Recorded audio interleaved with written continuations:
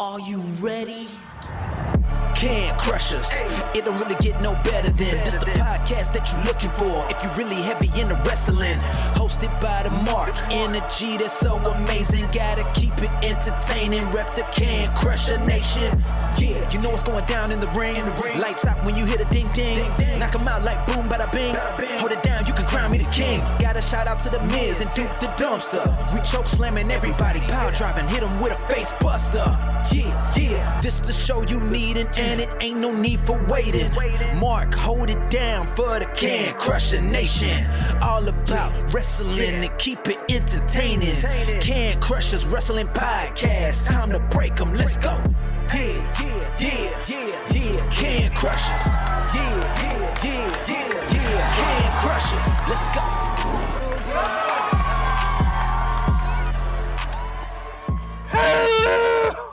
That sounds horrible. Let me see if I can save it. Thank you. A little bit better. I almost cracked too. Yeah, thank you. I know. Welcome to Can Crushers Wrestling Podcast. I'm your host, Mark Martinez. That is the co-host, Sir Michael Jenks. Jenks, what a whirlwind weekend. We have a lot to talk about in wrestling. We have, this is a podcast that, guys, I dropped the ball this week. We do have Ask Can Crushers. I didn't watch a lot of wrestling, and we'll get to that. But Jenks, how was your week? My week was good. Busy. So wrestling got really fit in there, like very, very roughly. I'll tell you what, Friday night was spent just watching wrestling. So I was trying to do a bunch of stuff for work and worked overtime. I worked a couple of days this week. Went down to Southern Parts Unknown to visit the girlfriend and attend a hot balloon affair. So that was kind of cool. My first time ever at the Thurston Classic that we have around these parts. What was the fair sweet. called? So it's called the Thurston Classic, and basically every year they do a hot air balloon event. Oh, cool. Festival for about 4 days. But night one, which is usually on a Thursday, is where they'll keep everybody on the ground, but they call it a night glow. So they will basically blow up the balloons, shoot off the flames in the balloons, and just keep them on the ground to do things like synchronizing the songs and just to have a good time with them and kind of show off to the crowd in that. So we went down Thursday night. I went down to visit her. She lives in that area, so we went down, went to the Classic, and it was a pretty great time. I enjoyed it a lot. I need to get to that next year. That sounds amazing. It was pretty cool. This year they had a special, I guess a lot of these balloons are just owned by a lot of locals in the area. There isn't an enormous amount. There was only 8 this year, but they're still beautiful in their own right. But they had a special one, which was a seahorse. That was pretty sweet. I have a picture with it. I think it's making its ways around the socials with me tagged in it. But yeah, it was fantastic. They did a 21, I think they called it a 21 flame salute or 21 air salute, something like that, because one of the organizers had passed away this past year. So what they ended up doing was they had his balloon up, and then the other balloons were taken down, but they'd still shoot the flames in the air to kind of signify that, pay tribute to him. So I thought that was a pretty cool little tribute to him as well. I wasn't even there, and I just got chills from it. That's cool. Yeah, it was wonderful the way they were doing it. So, yeah, it was a good time, and it was a lot of fun. And I think craziness. And it happened right after we had a brief scare in weather during the afternoon on Thursday, because it was tornado watches and stuff going up here at Parts Unknown. And it really hit that southern Parts Unknown area. So it's pretty interesting. Yeah, speaking of that, I was in DuBois, Pennsylvania all week for the Louisville Slugger Science Hitting Center and, like the baseball camps and everything. And I'll let you finish your story. But Thursday, we saw that it was getting dark. We're like, we might get some rain.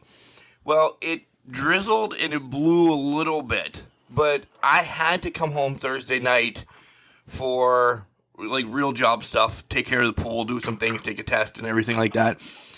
Mm-hmm. I'm about 5 miles away from home, and I was driving into a nuclear warfare zone then. Like, there was trees down everywhere. Yeah. The pool closed early because it was essentially cold and bad weather. By the time I got there, though, electric was out all over town. Unbelievable damage in Ridgeway, in Kersey, and St. Mary's, because I believe it may have touched down in the valley a little bit. I'm not confirming this, but people have told me that's what they heard. So I get on socials just as I'm getting ready to jump in the shower, because I've been non-social media this week, which has been, by the way, amazing. Yet, if you're running a podcast and other notoriety things now, it's not a good idea to not be on socials when things are going on. But I get on the old Facebook, and I see that my dad's tree of 25 years, they first planted it when they moved into their house, this, that, and the other thing, is laying across the road, and nobody can get in or out because there's only one way in and out of his whole street, and it's that road. I'm like, oh shit! I should have called. So I'm like, hey, what's going on? We got it. I'm like, good. Well, we just cut it and threw it, but we need to move it in the next couple days or whatever. I'm like, when are you thinking? When you coming up? Next Wednesday, maybe. He's like, we need to do it before then. I'm like, yeah, don't count me in, because I don't know. I honestly, before we started recording, guys, I asked Jenks, I'm like, is it Sunday? Yeah, it's Sunday. It's been a whirlwind week, so go ahead. Hope everybody's all right that's listening out there. I know some people that are just getting electric back, like 2 days Sunday. Craziness. Crazy. Yeah. Yeah. Here it wasn't. So in my neck of the woods, oh my God, I just saw that. We'll get to that later. But in my neck of the woods, More on that. But in my neck of the woods, it actually didn't do a damn thing. So we had gray skies, and you could hear the storm rolling through, but it was 3 miles south of where I'm at. And what's interesting is I'm essentially protected by a lake. Yeah. The lake does a lot of protection for us in this part of Pennsylvania. So with that being said, usually when it hits the interstate, that's where you see the heavier snowfalls, the worst rainstorms, things of that nature. And that's what's exactly happened. So being about 3-4 miles away from that, you could hear everything, but you didn't see anything. And I'm following the weather, and I'm hearing about hail, quarter-size hail, lightning strikes, trees down, wind going through. In southern parts unknown, I was talking about, they got hit hard with the storm as well. It even sent my girlfriend home from work early because nobody wanted to be out in the rain. Nobody wanted to deal with this stuff. Nobody wanted to deal with the weather. So they're like, well, get out of here before it gets really bad. So they sent her home early. But yeah, it was pretty bad in these neck of the woods for at least a hot minute, for about an hour. And then I'm surprised it cleared up and a lot of things dried out so that, they could have the event down in southern parts unknown. So it was an eventful week for sure for me. Yeah. But before I ask you how your week was, because we know you've had a chaotic week, happy Father's Day, by the way. Thank you. So let's wish you that. Happy Father's Day. I know you're a proud papa, so happy Father's Day. And how was your week? Well, I echo that. Happy Father's Day to everybody listening out there, and thank you all. Ethan woke up, and they went to Dunkin', they're like, your present's coming. I'm like, I'm not going to be here. So whatever, I don't know where it must be coming from, Guam or something, whatever. It's not what it's about. He's my Father's Day gift every day of the year. And I'm not saying that, Jenks, you can help me out here. I'm not saying that just for today. He really is. So, yeah. No, that's true. My week has been amazing, yet it has caught up to me. It has been wake up in the morning, head out to Du Bois for baseball, head out to Du Bois for softball, stay for late games, come back, roll back around, and yes, there may have been a couple beverages here or there. Nothing to worry about. I'm not condoning anything, and I'm not throwing myself under the bus. I never got drunk, but you understand where I'm going with this. Don't do it. So essentially, what I was part of this week was the Keith Miller Memorial Invitational Tournament / baseball softball camps with Chad Miller, our friend, from OVW, but essentially more from his Louisville Slugger Science Center that he is the founder, co-owner of, and everything. Man, what an amazing turnout. We had the kids from Monday through Thursday in the camps, softball in the morning and baseball in the afternoon. And the boys were good. Like, they're really good. Great athletes. But when we started doing, games and everything, man, are the girls competitive. And we're talking from 8 to 14, and they were just bringing it. It was unbelievable, the talent. Jenks, I love baseball. You know how much I love baseball. Yeah. Softball might be my new sport, though. Like, just seeing the talent of these girls, and actually deep diving into watching the College World Series more and more this year. It is a faster game. Like, it's 60 feet. That ball's coming in. Wow. Just seeing that. And then rolling into, like, the high school all-star games between the boys and the girls. And then there's a skills event and a home run derby. And, yeah. That was that part of the week. So the baseball part was cool, too. Then Chad and I come together. And things are on the up and up. And this could lead to more on that later when it happens, later. But we started our own internet radio station Monday. So, very busy week and very eventful. Yeah. This is monumental. So, yeah. Let's get the deets. Yeah, so whatever details you can provide now. Let's hear them. Everything's dropped off. This was talked about. We're not sure. Some things happened, and he's like, that radio?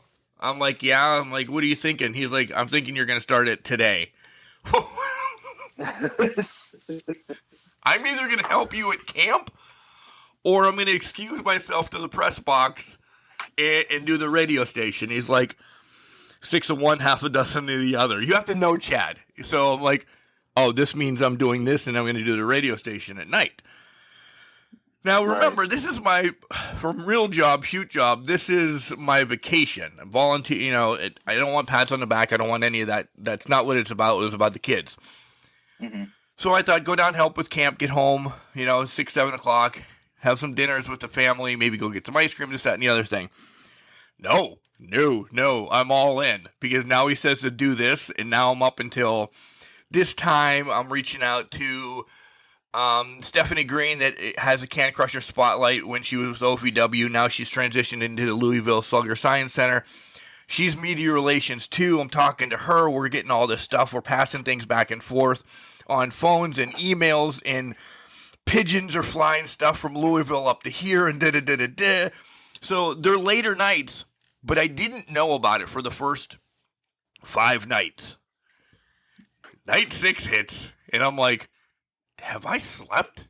What? Have I eaten much? What's going on? But that's the drive. That's the drive and the whole thing about it. So the deets it's called Slugger Sports Network. It's on Live 365. I will share the link. This weekend was a clear trial by fire. We had the boys game on. We had the girls game on. We had the skills event on. And if you're listening to this to Sunday, you can check out at 5 o'clock, I'll be dropping in live on there for the Youth Championship game, baseball of the Keith Miller Memorial Invitational. So after we get done doing this, editing this, back to Du Bois I go to get set up for the youth baseball game. And then, yeah, it's been awesome. Also on there playing all the time, because it's non-music, it's baseball tips, it's baseball heavy. Chad's Slugger Science Today's play on there all the time. There's a college game on there, the Wooden Bat College League of the Louisville Jockeys, the team that Chad owns. And just a spoiler, there'll be podcasts getting dropped on there. There will be interviews with MLB players, minor league baseball players, independent players, college players. Everything that Chad has, he's sending my way. So, yeah, you're going to hear a lot of me on Slugger Sports Network on Live 365.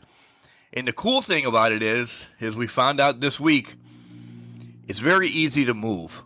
It's ran essentially from my phone, and I can take my computer and my board and end up in Peoria, Illinois. I can end up in Olean, New York. I could possibly be in Santa Monica, California. Shit, if I have to, and where it's going to be baseball in Alaska, apparently, we may be going there as well. So anywhere that there's a tournament, something like that, yeah. And the cool note is, some of the high school coaches that I know have already said, I know where you're going with this, and they're completely right. They know where I'm going with this.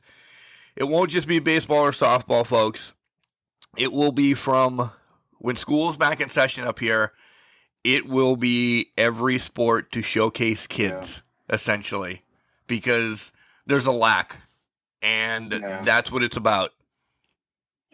Yeah, and even going off that point, Mark, the lack of thereof, the ones that are spotlighted are the bigger prospects. So this is helping get exposure for those kids that might not be as well known around the nation and on recruiting boards or anything along that nature. So it sounds pretty awesome. It is. It's an opportunity that literally fell into my lap because somebody dropped the ball. And Chad's like, all right. So I've created some content. I'm going to pat myself on the back here. And he's like, you created that jingle, that commercial, and, everything in like 3 minutes. He's like, and I love it. I'm like, that's my nerd stuff, dude. That's, of course. I'm like, yeah, that's what it's about. I'm like, covering the games and everything is fun. I said, I like the back end of it. He's like, I know. He's like, you're a complete nerd. I'm like, thanks. That's a compliment to me. Well, yeah, and that's the thing, isn't it? Doesn't it feel awesome that the stuff you nerd out about is almost coming to a passion and to a front, and it's really taking shape and form that you can be heavily involved in and just nerd out completely. Isn't that amazing? Yeah, it really is. Like, he asked me, he's like, why did you put that in there? And if you listen to Live 365, when you hear his jingle, he's like, what does that do? I'm like, listen to the final product. He's like, well, I want you to send it to the GM too so we can all listen to it at the same time. I'm like, why don't I just Zoomer, you idiot? And you have to realize that me and Chad have a complete brother, because he's the owner of a company that I don't want people to think, oh, wow, you really hate Chad. No, it's a brother relationship. So we zoom in, the GM, and we're like all listening to it. And he's like, oh, I get it now. I'm like, yeah. He's like, because I didn't know what that meant. I'm like, yeah, it's a separation thing. And he's like, it's good.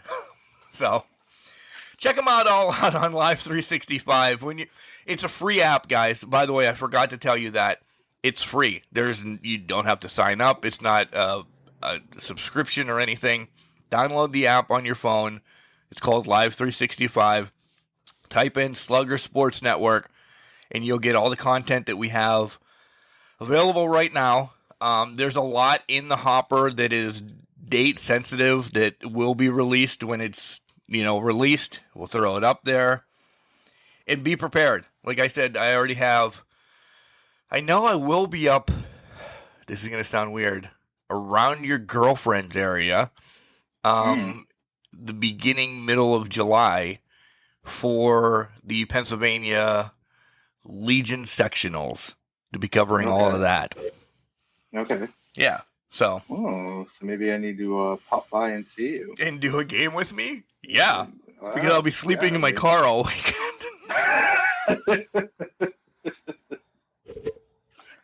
Oh my God. And if you're listening and you're a big fan of sports as well, contact me at mmartinez@sluggerscience.com. We can talk about sponsorship availabilities as well.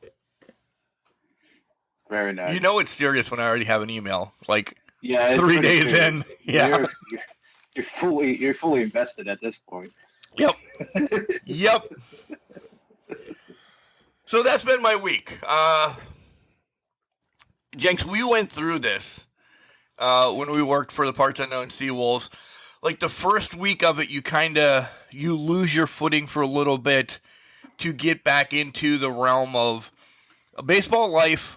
Is a little bit different. It really is. It's early morning until early the next morning half the time, but then you become accustomed of it. I've been living the garbage life for 8 years, where it's early morning, take a nap in the afternoon, ride it out, go back to sleep. This is not, but once you get accustomed to it, you just roll with it. You know, your 4 hours of sleep gets you through. Everybody stumbles in the morning.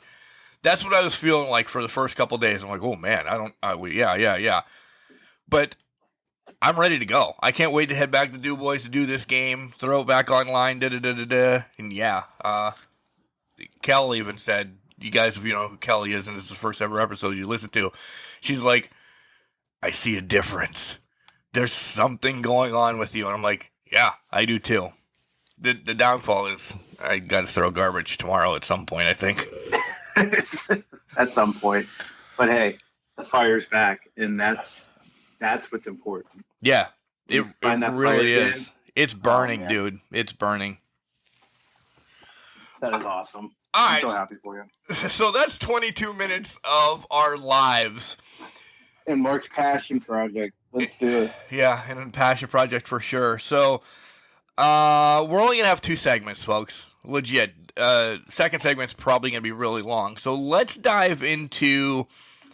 we're not breaking down the shows, by the way, either this week, guys. Let's dive into the breaking news in professional wrestling. I don't know if there's any, right, Jenks? Nothing really happened this week. Nothing important that would change the landscape of professional wrestling has happened yet.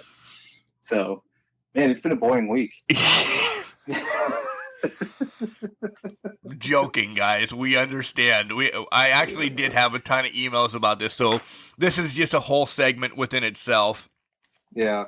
Jenks, honestly, the days, I don't know the timeline of the days because I was reading this as it rolls out. So if you want to throw in the days of when this is released, cool, help me out.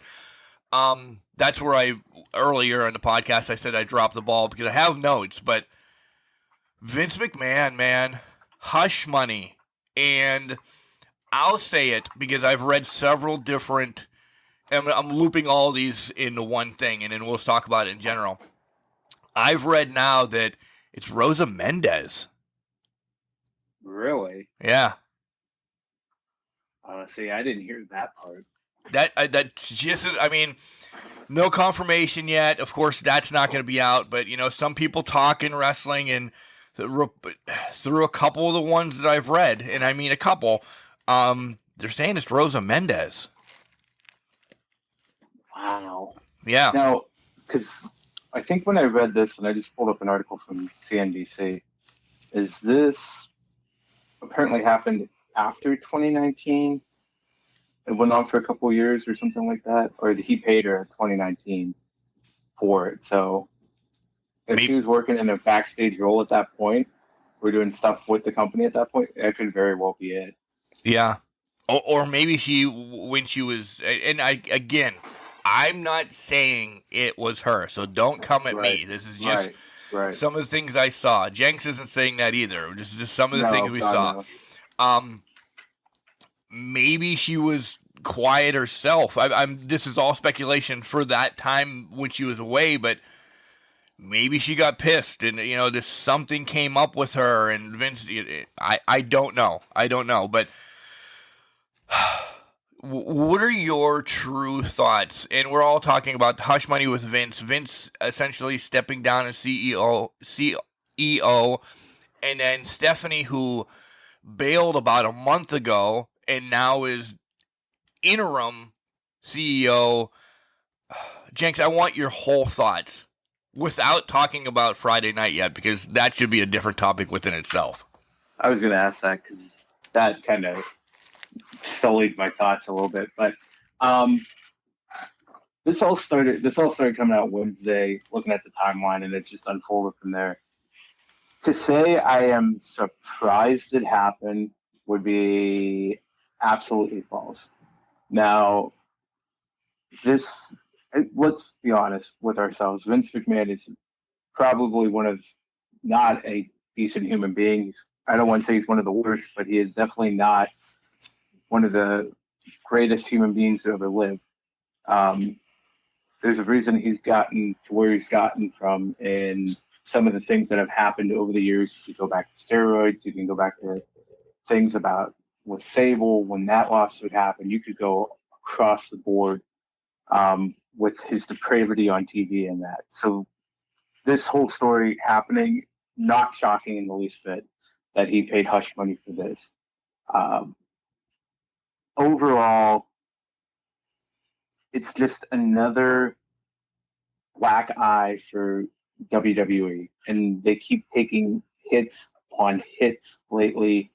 There's a lot of things that I've seen that it's just like when it just feels like a never-ending stream of hopelessness is coming from that company in the aspect of, leadership and things that have been transpiring, and you're hearing sneaky behavior. This is just the epitome of it. One of the things I've always gone back to in my life and in my thinking is if you remember the Titans movie, and this is a jumping across the board, but I think it speaks to the situation, is one of the famous lines is attitude reflects leadership. Yep. Everything we've heard coming out of WWE in recent months, for years now, it all goes back up to the CEO, Vince McMahon, because this is behavior he perpetuates throughout his company on a daily basis. And this is just another example of that. And that, to me, is one of the most disgusting statements to be made, because me being not shocked by this speaks to what this company has become and the depravity in the company from the top down. And I know this isn't the first example of it, and sure, it's happening at other levels of the company, but I'm also sure there's good people in that company.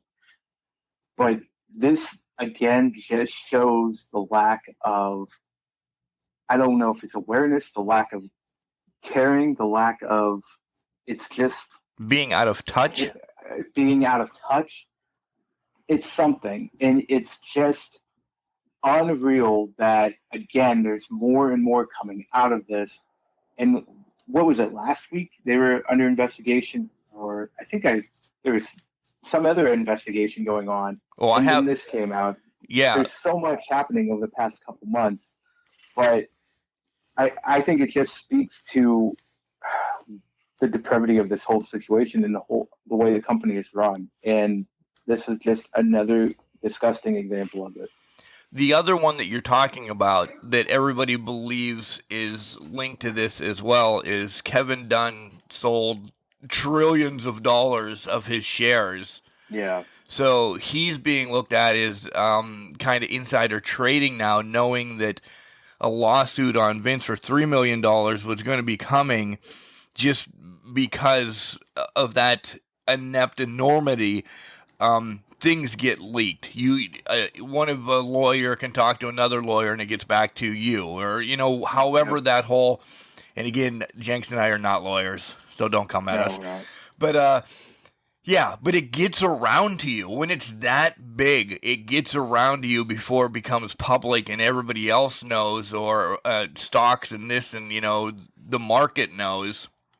So Dunn sold a lot of his stocks and made a ton of money over that. That's the whole Enron thing. And, if you don't know what Enron is, check that out. That's probably well before some of you's times, and some of you forgotten about it. But, Right. yeah, so they're being looked at for that. And it's funny that Steph was stepping away for issues upon her own. And now, did she know this was coming to get away from it? But I guess your family first, right? No matter what. At least that's what it is in my life, at least. But Vince says, Steph, I really need you at this time to come in and be, interim, because I can't have Mark and Jenks running it, or, anybody that we could name, just pretending and trying to keep this funny but serious. Who else? I mean, is Shane tied into this? Why wouldn't he bring Shane back? Why wouldn't he give it to Triple H? Well, hopefully he didn't give it to Triple H because of health issues, and not to throw more stress on him and whatever. That he had a say in that it was going to be Steph getting this, because why didn't they name Nick Khan then? Or, there's a host of people that he could have named that are kind of in his, no AEW pun here because it just ran into my head, no inner circle, pun, but there's somebody in his inner circle that he has to trust, and who more than family, right? So Steph has to slide back in. Is she happy with it? That's not out yet, but could this be now the selling point? The McMahons get out. Will they lose? I don't know if they'll lose, so to speak, money, but they're going to be down. Are they going to be able to rebound? They rebound from steroids. They'll be able to rebound in time. But maybe this is where Peacock comes in, or Fox comes in and says, get away. You guys have tarnished it. Here's shut your own mouth money. Get away from the business before you go bankrupt or you lose everything that you do have. Because if this really goes and it becomes a defamation case that we just saw of people shitting on beds and things like that, this could get ugly. There could be a lot of people coming out of the woodwork for this. I wouldn't think Vince would want this to go to trial. No, he definitely doesn't want it to go to trial with things going on. And let's go back here. So the $3 million that they're talking about was hush money. That's already been paid, I believe. It's already been paid off. Probably. Spent, paid off. Everything's done with it. I'm looking at this. I want to go back to your point about Steph leaving in that.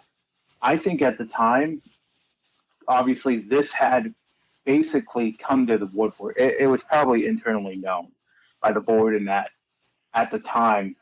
And I think other lawsuits have brought it to the surface. And the one thing, I think that's why, and this is me speculating, don't think I know anything about this, but I think that could be why Steph left a month ago, because we didn't hear about what was causing her to step away. She said it was family related. This is family related, whether you want it to be or not. Oh, yeah. And so this would have been her just being, listen, man, I'm done with it. I'm done with everything you're doing here. Trips is going to be still working for you. Triple H is still going to work for him. I mean, he's probably just doing his own stuff with the talent. He wants nothing to do with, running a company in that. And I think the necessity pushed for Vince to say, you need to come back and just take this over. Because I think to that point, Mark, if this was a Nick Khan takeover, if he would have become the interim CEO, I think he would have pushed to have the company sold by the end of the year. Agreed. And it would never. And I think that's one thing that Vince and maybe the board were like, we don't want that to happen. I don't know if the board was in on it, but I think Vince definitely said, listen, can we just put Steph back in the room? So I agree with you in that aspect. I want to see where this goes in the sense of I just feel like, and this is me speculating again, but I just have this bad feeling that the empire is starting to crumble. And what was the classic line back in when they revealed Steph as the ECW owner, I'm doing air quotes, back in the invasion angle? The sins of the father paid by all of us. And I think you're seeing that here. And I was paraphrased, but I think you're kind of seeing that kind of develop here is things that Vince McMahon has done are finally coming back, and it's biting everyone in the company's ass, no matter who it is. Yeah, I agree. I completely agree. Again, reading during games and everything real quick, a lot of people were expecting Vince to send out an apology to the fans and this, that, and the other thing. I'll say this on my part. This isn't where, to me, Vince doesn't have to apologize. Everybody can have their own thoughts.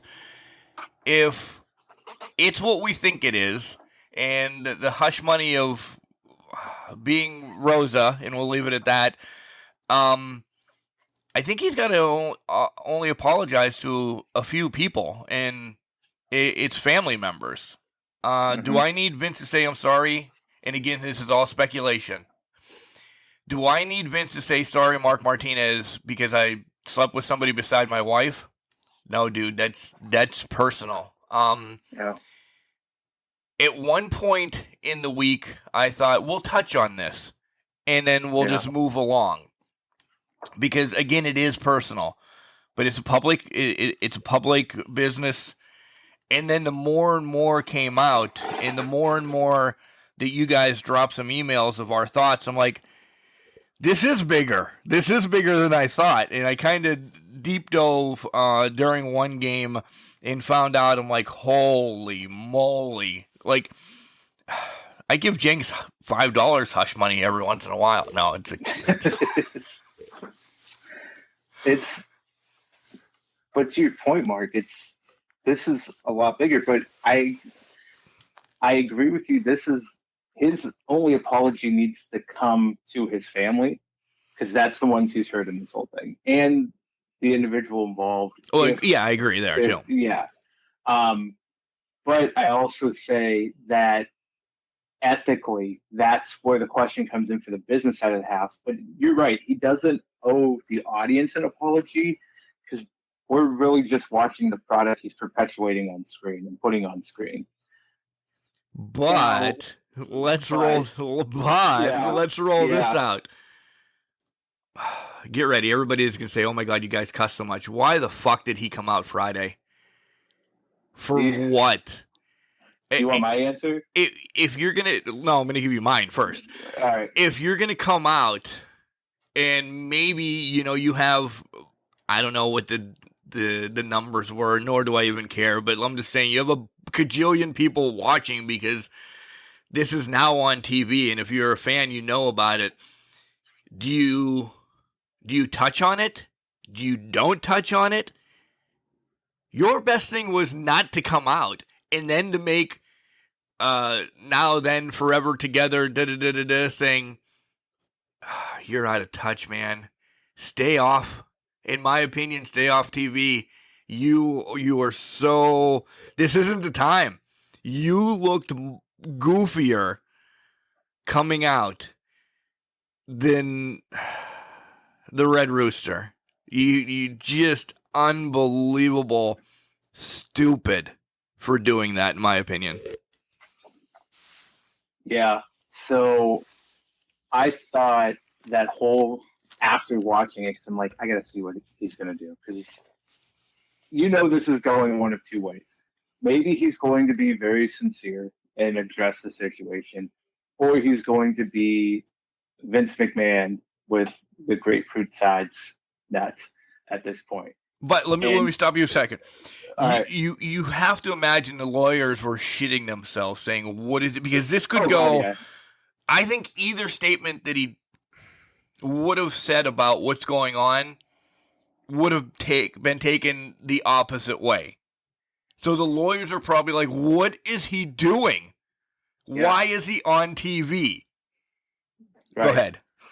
And I'm going to say to that, he did the latter grapefruit-sized nuts instead of this in the most Vince McMahon way possible. And here's why I say that.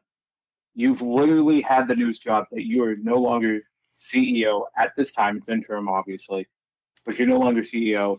This whole lawsuit's coming out. We're hearing reports happening, and he's probably getting calls from Peacock, from Fox, NBC Universal. Like, what the hell is going on? What are you doing? Things of that nature. What did he do? He went out there on live TV, got, whether it was piped in or not, cheers when he walked out there. He stood there for 3 seconds in the ring, said, "Now together forever," whatever the tagline is, and then said, "Welcome to SmackDown."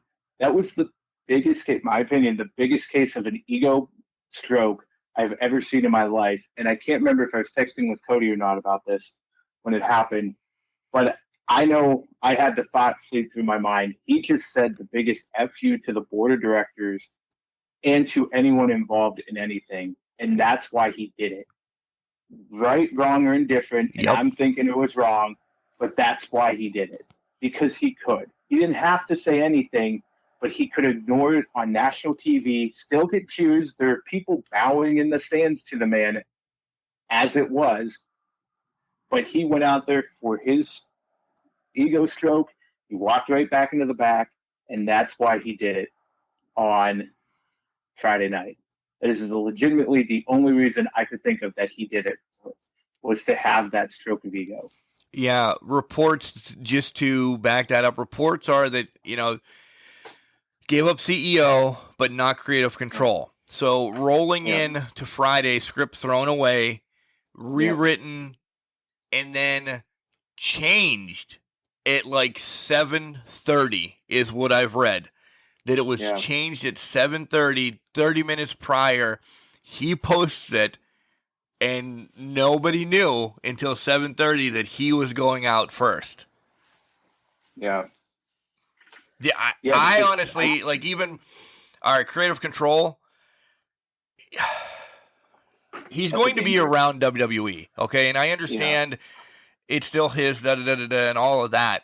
But I think the creative control should have been taken away from him as well because of that. Because he can, and you may see him more during this investigation, because if he wants to be at 9 o'clock on Raw on Monday, he's going to write himself in. Yeah. And who's going to say no? You can still get fired from him. Yeah. And if you're afraid of the entire family and think, oh, Stephanie's going to do anything that he asks her to do, then you're afraid to speak up and say no. But again, let's go back. Let's take it back. Let's go back to when CM Punk called Laurinaitis, and we can throw Kevin Dunn into his yes men way back in the day. He's back to having those yes men in his back pocket. So if you say something bad against the boss, or you tell him you shouldn't be doing this, they're going to say, no, you go ahead and do it. Yeah. But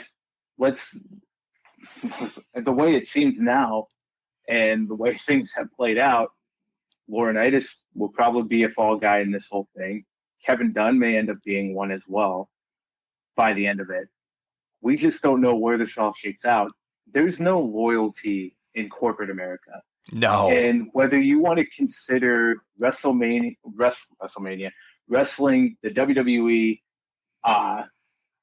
something different, it's not. It's corporate America. It's a publicly traded company. That's why they lean more into the entertainment aspect, because that's what Fox and that's what USA want. They want entertainment versus a wrestling product.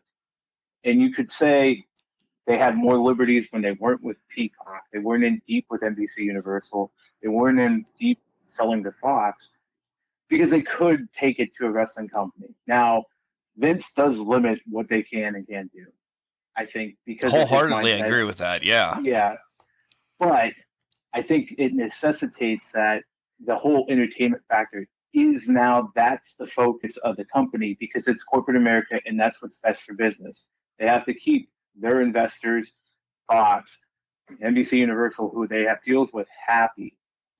Now it seems like they're keeping Fox more happy than NBC Universal, but that's from my perspective on the outside with limited knowledge of the industry. And I'll say that I'm coming at it from a fan perspective and just saying what I'm observing. So to me, I think it's a necessity. It's their necessity. This is corporate America.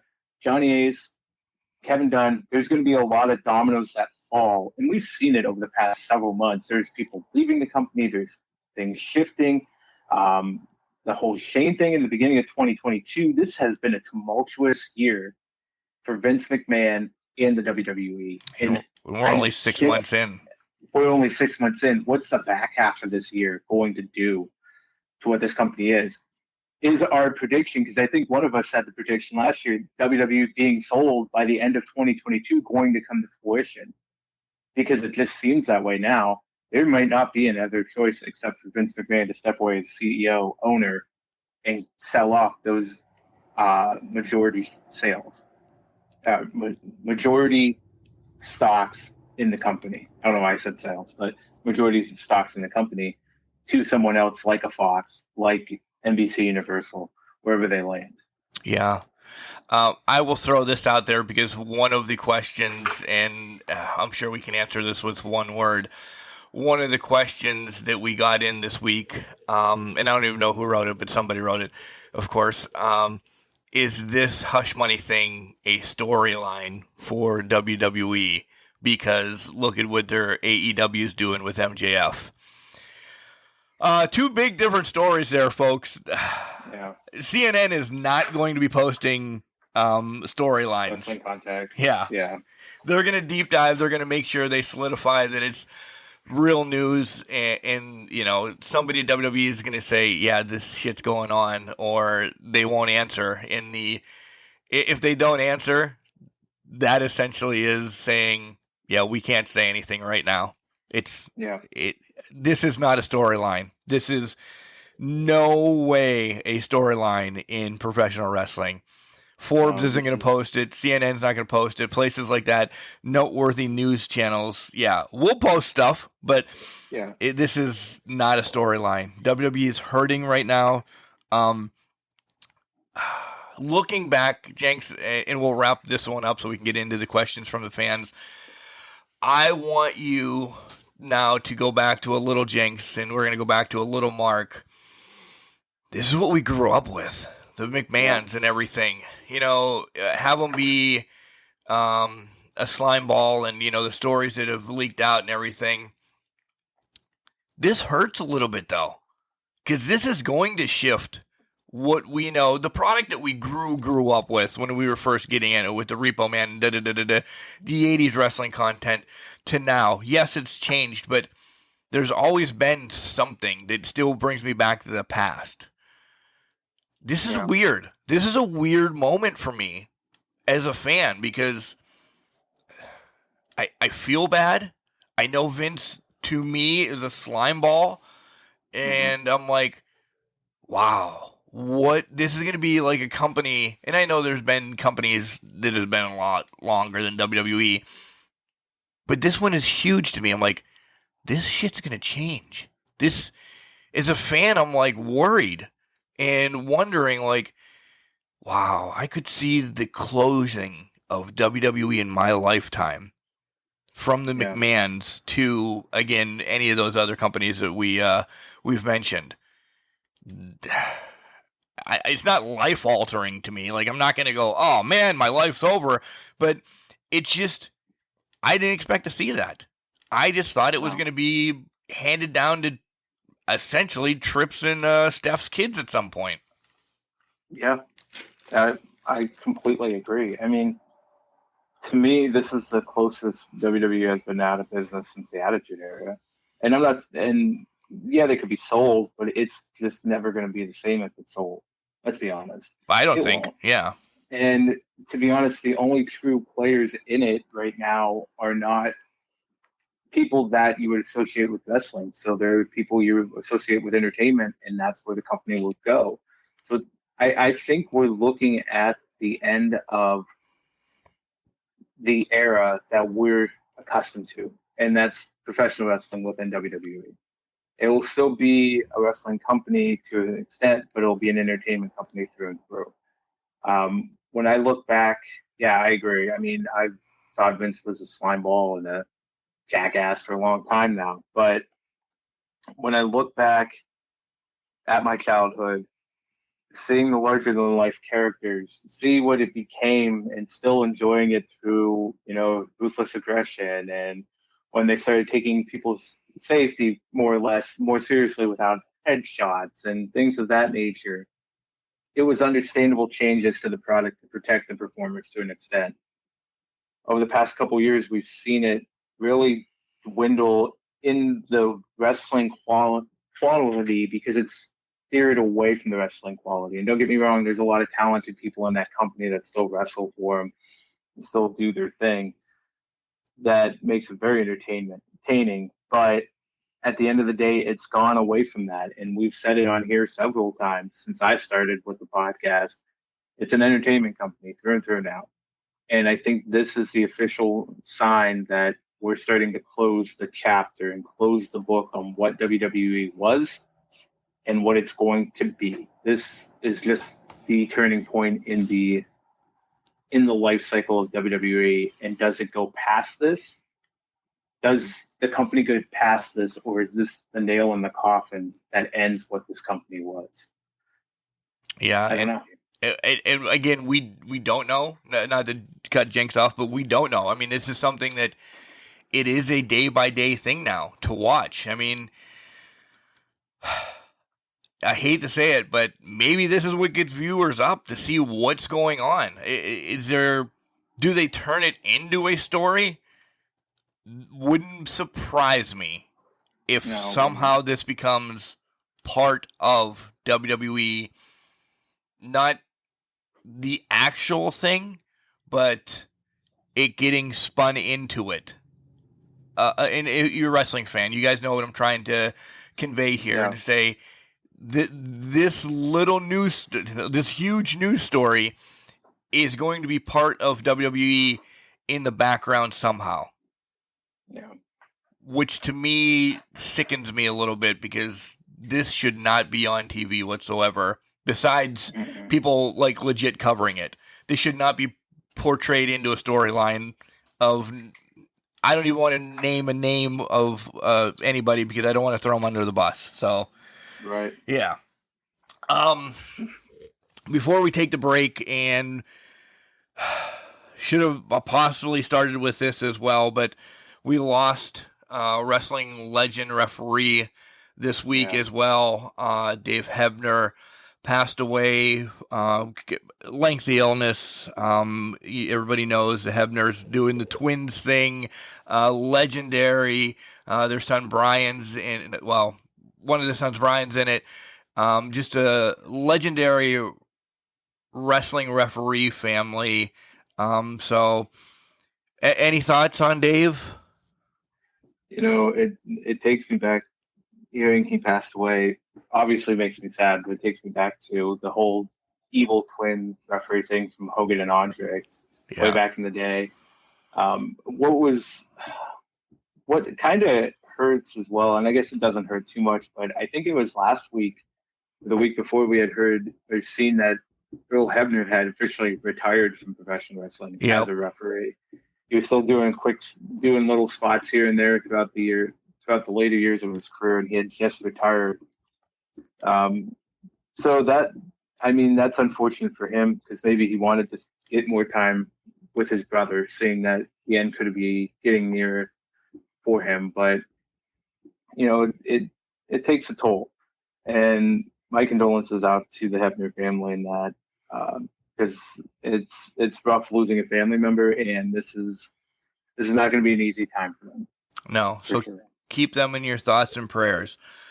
Yeah. All right, guys, let's roll into this. You guys know where to find us: Spotify, Stitcher, iHeartRadio, iTunes, everywhere that podcasts are available. Make sure you search up, listen to us. Send us an email like most of you did this week. It's cancrushers69@gmail.com. Follow our socials: Facebook, Instagram, Twitter, Farmers Only, Christian Mingle, Doves with radioactive eyewear. What, I don't know all of them. Jenks, you and Moochie are taking over social media for me, so yeah. We might not want to put Moochie in charge of social media. I've seen his post. Yeah, I know. I'm kidding about the whole Doves with nuclear eyewear or whatever. Continue to listen, continue to support. It's a great ride. I'm not gonna say it's been a great ride. We're gonna continue this. Whatever leads for me down the path, Can Crushers will still be here, so don't worry about that. We'll still make time. Other than that, let me tell you about Collar and Elbow real quick. Hats, hoodies, tees, all that cool stuff that Al Snow and his hooligans have at collarandelbowwrestling.com. Can Crushers, all one word, capital C and Can, capital C and Crushers. That's our promo code. Use it. You'll save 10%. Here comes Al. We're going to spice this back up and get into your questions now. We started fun. We hit a low. But, Jenks, these questions are amazing. Yes. Let's do it. Wrestling. A love and a passion we all share. I've started a wrestling brand. The wrestling brand. A brand founded on the aspects of wrestling. Two entities working together to create a product that connect emotionally for people everywhere. Collar and Elbow is the brand. Passion and love for wrestling is the drive. I am Al Snow, and this is Collar and Elbow, the wrestling brand.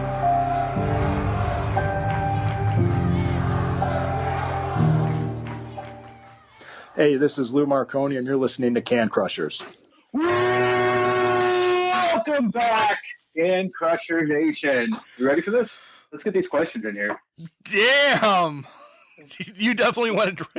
If you leave right now and I keep you on the phone the whole time, you could actually broadcast some of the game with me today, but it has to be with that high energy. This caffeine's kicking in. I'm ready to go now. All right, so we said last week, it's Ask Can Crushers. We asked you guys to send in. We got a lot about Vince, so hopefully that 25 minutes that we did right there kind of answers some of your questions, how we think it's going to play out and everything. We do have some Sasha questions. I kind of wrapped it all into one. It'll be coming. Yeah. But we did promise you we were going to answer one question first that I threw out there in case anybody asked it. So somebody asked it. Legitimately, I don't know, maybe like 2 hours after the podcast was posted. Doug from Pittsburgh slides in and says, "You guys make it so easy. What two pillars in AEW can be replaced? And to spin it, who are now the pillars in the WWE?" Oh, that second part of the question is worse than the first, Doug. Yeah, right. Oh, man. Okay, so do you want me to go first? Or... Yeah, because I'm going to read that thing that you sent over, so I might laugh in the midst of your answer. And I don't mean it mean. No, I know. You're going to pop for that. The two to replace me, and maybe I'll get hate for this, are Darby Allin and Jungle Boy. I knew that was going to pop you. Sorry, go ahead. We'll get to it. We'll talk about that question in a minute. I'm replacing Darby and Jungle Boy right now. Based on what they've been booking and the way things have played out, those would be the two for me that I would move out of the four pillars. Now, that doesn't mean they can't come back in, but right now I don't think they're part of the four pillars. They just seem to be in a separate background type deal right now. Okay, so slide two in then.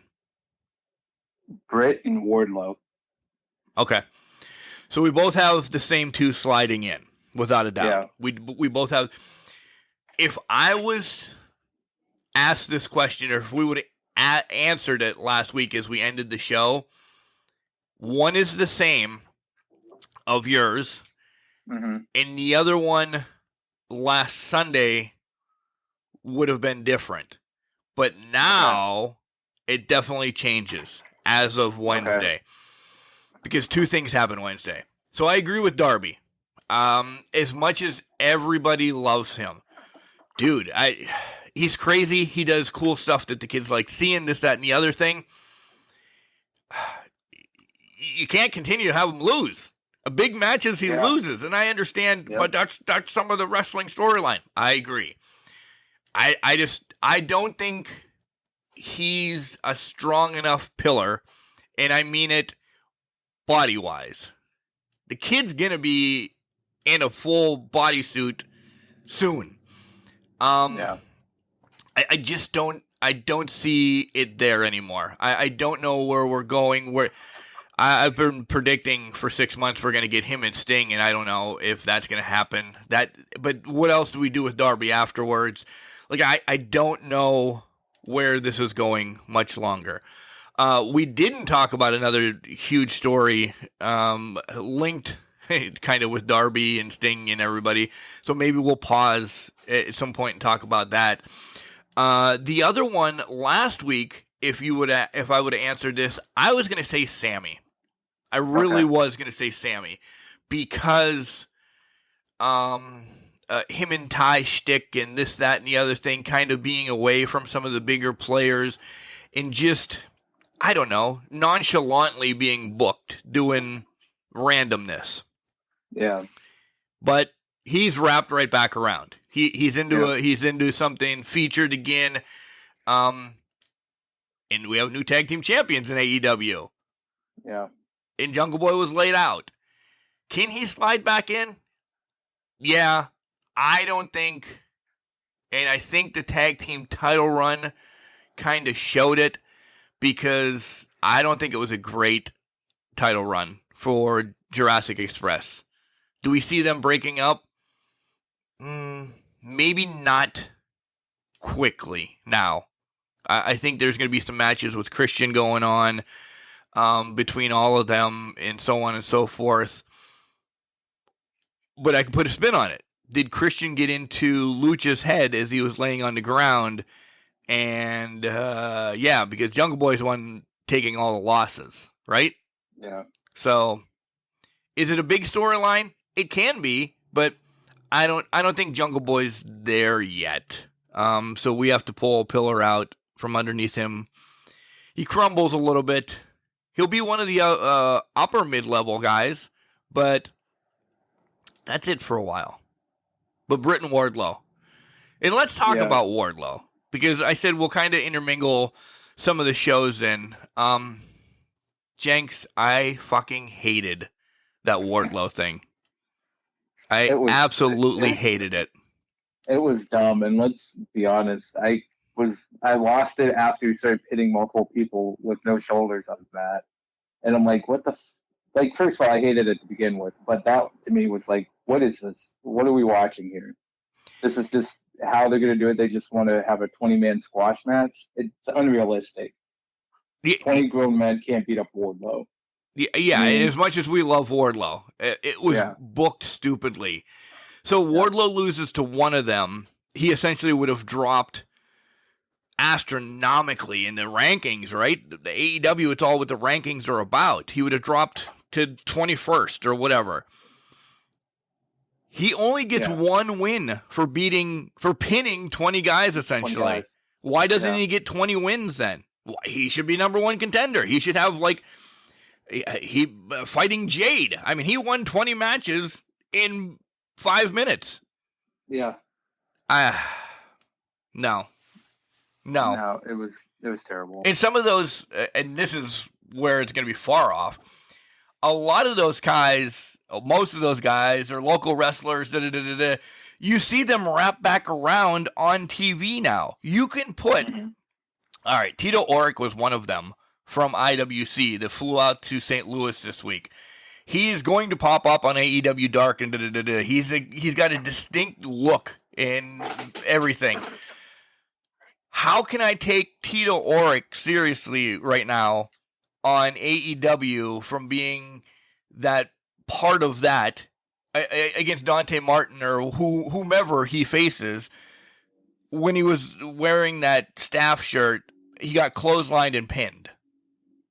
Tito, I'm sorry, I love you. You know that. Don't come at me on July when I'm being a cameraman, please. But he's just my reference point. Like, that's the one. I knew a couple other ones, but Tito's like, how you can't. This is where you grab people that are, you're not going to make AEW dark, but go out and get beat up by Wardlow.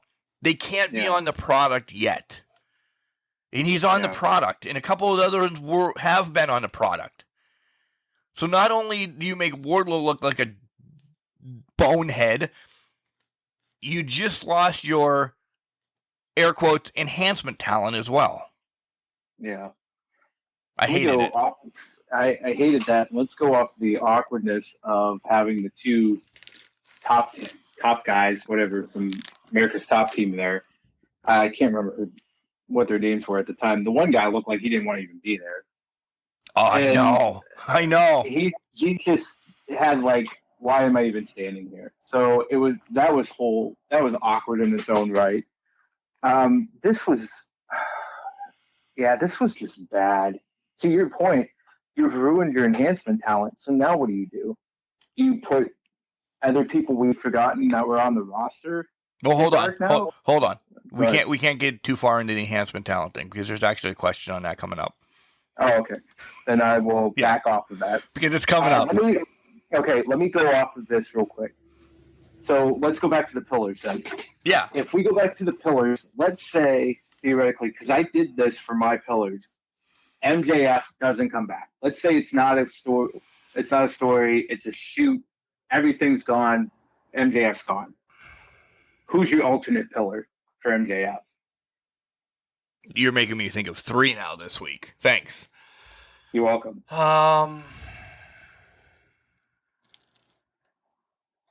Because I'll give you mine, and he's not too far removed. And let me give you mine.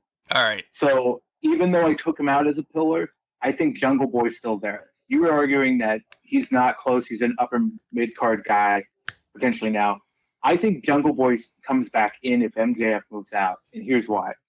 We've seen Darby lose so much over the past couple months. We've seen Jungle Boy take the losses for the tag team, and essentially he's the reason they lost tag titles. But Jungle Boy has something that Darby doesn't have right now, and it's a building story with a legend. Even though Sting and Darby are together, there's nothing there that's going to say Sting's turning on Darby or Darby's turning on Sting. Nothing's there. Right. It's Mark. Mark is the only one saying that. Right, and I agree with Mark wholeheartedly because I want to see that. But Jungle Boy, we saw the writing on the wall. It was there. Christian's looks, and you knew he was building up to this. So when it happened this past week, it now gives Jungle Boy a clear path to the main event status because he would be taking out, and obviously I believe the end of this is him beating Christian at All In. I think that's the culmination of the story. So I think Jungle Boy has the way in. He would get a legendary victory, and he would then begin to build and ascend to the top and potentially even get his first title along the way, whether it be All-American or All-Atlantic or the TNT Championship, which I don't think it would be the TNT, but who knows. I think Darby has a path starting to form for him to become on the next level of what he can be. So I think that I said Darby, I said Jungle Boy. I think he has the path forward right now that we can see that's materializing for him. It's going to be huge. People know that I don't like this person because he does such a good job. I think he's got the form of a pillar. With me taking, I really love your points, by the way. I could see that, yes, if MJF's out, essentially I think you have to slide Jungle Boy back in to be support pillar or whatever. But they're building somebody else up. It's Max Caster. Yeah. I hate him because I hate him.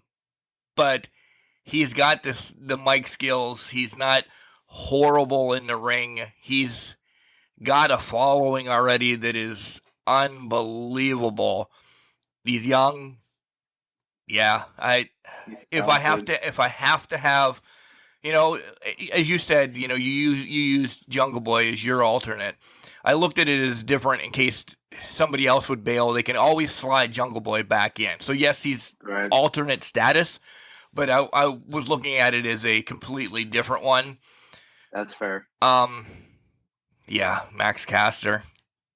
I don't hate that at all. I actually agree with you. Yeah. Max Caster is being put in a great situation where he's going to be a bigger star someday than what he is and what's in the Acclaimed. He's phenomenal on the mic, and you're right. He's very good in the ring, and he's going to get better. Right. If he takes the time and works with some of the other people, he starts forming and reshaping his style a little bit more and just takes off the rough edges, he's going to be a main event player. Yeah. Down the line. There you go. All right, so let's try to name some pillars in WWE. So are we talking future or now pillars? The future looks bleak. We just talked about it. I don't know. I mean, you have to say, and we'll get on this more down the line because there's a question. Brock, Roman, Cody, and Seth, right? If you're just going to throw 4 out there. Yeah, I would agree with 3. I don't know where Cody's at right now. I mean, yeah, he's injured. I don't know if Cody's the pillar going forward or if this is just going to be, if they're going to start dropping the ball with him right now. I personally put Drew in right now, but I think Drew is interchangeable with Cody at this point. I could see them neck and neck. I debated it, but I put Drew in as a pillar. Okay. So I think they're going to utilize it more as a big going forward when Roman and Brock eventually move away. Okay. Which I think is coming really soon. Oh, I agree too. Down in the future. Yeah. I agree too. All right, so let's look at the future then. Since I threw those names out there, I have 3, but go ahead. Let me hear yours. So look at the future. Looking at the future, I have Braun Breaker. And I don't know how didn't we not say Randy? We're idiots. Randy has been essentially the pillar for a while. He has been. That's a great point. Yeah, we're stupid. Yeah, we're stupid. Yeah, there's no excuse. There's nothing we can come up with to correct that. But then you know what? I'd take Drew and replace it with Randy. But anyways, I have Braun Breaker.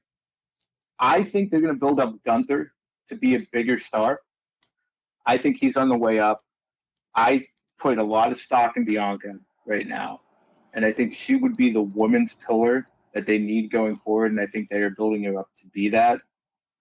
This 4th one is interchangeable to me, and I don't think you might agree with it. I know you're not going to agree with the alternate, but I'm going to go with it. Future, I'm putting in there because the possibility is there that it's going to happen. I put MJF as the 4th pillar that we don't know about yet. I went a little bit further because we're talking about it. Wow. Okay. He could be there. Yeah. Let's put him in there.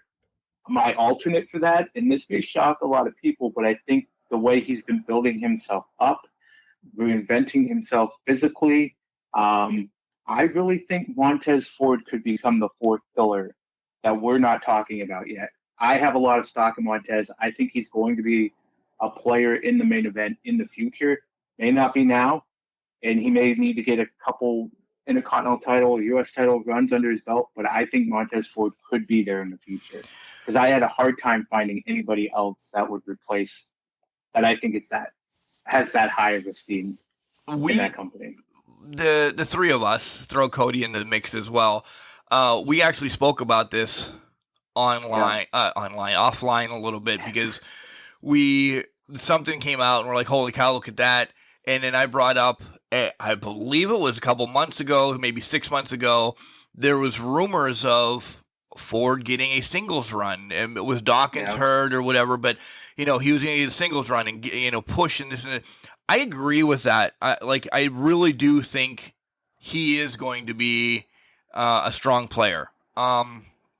Pillar status, I think we'll have to see. In my books, I really do think we'll have to see. I think he's relegated, and I don't say this mean, back to tag teams because, Christ, we have 2 tag teams in the WWE right now. Yeah, legit, we have 2 tag teams.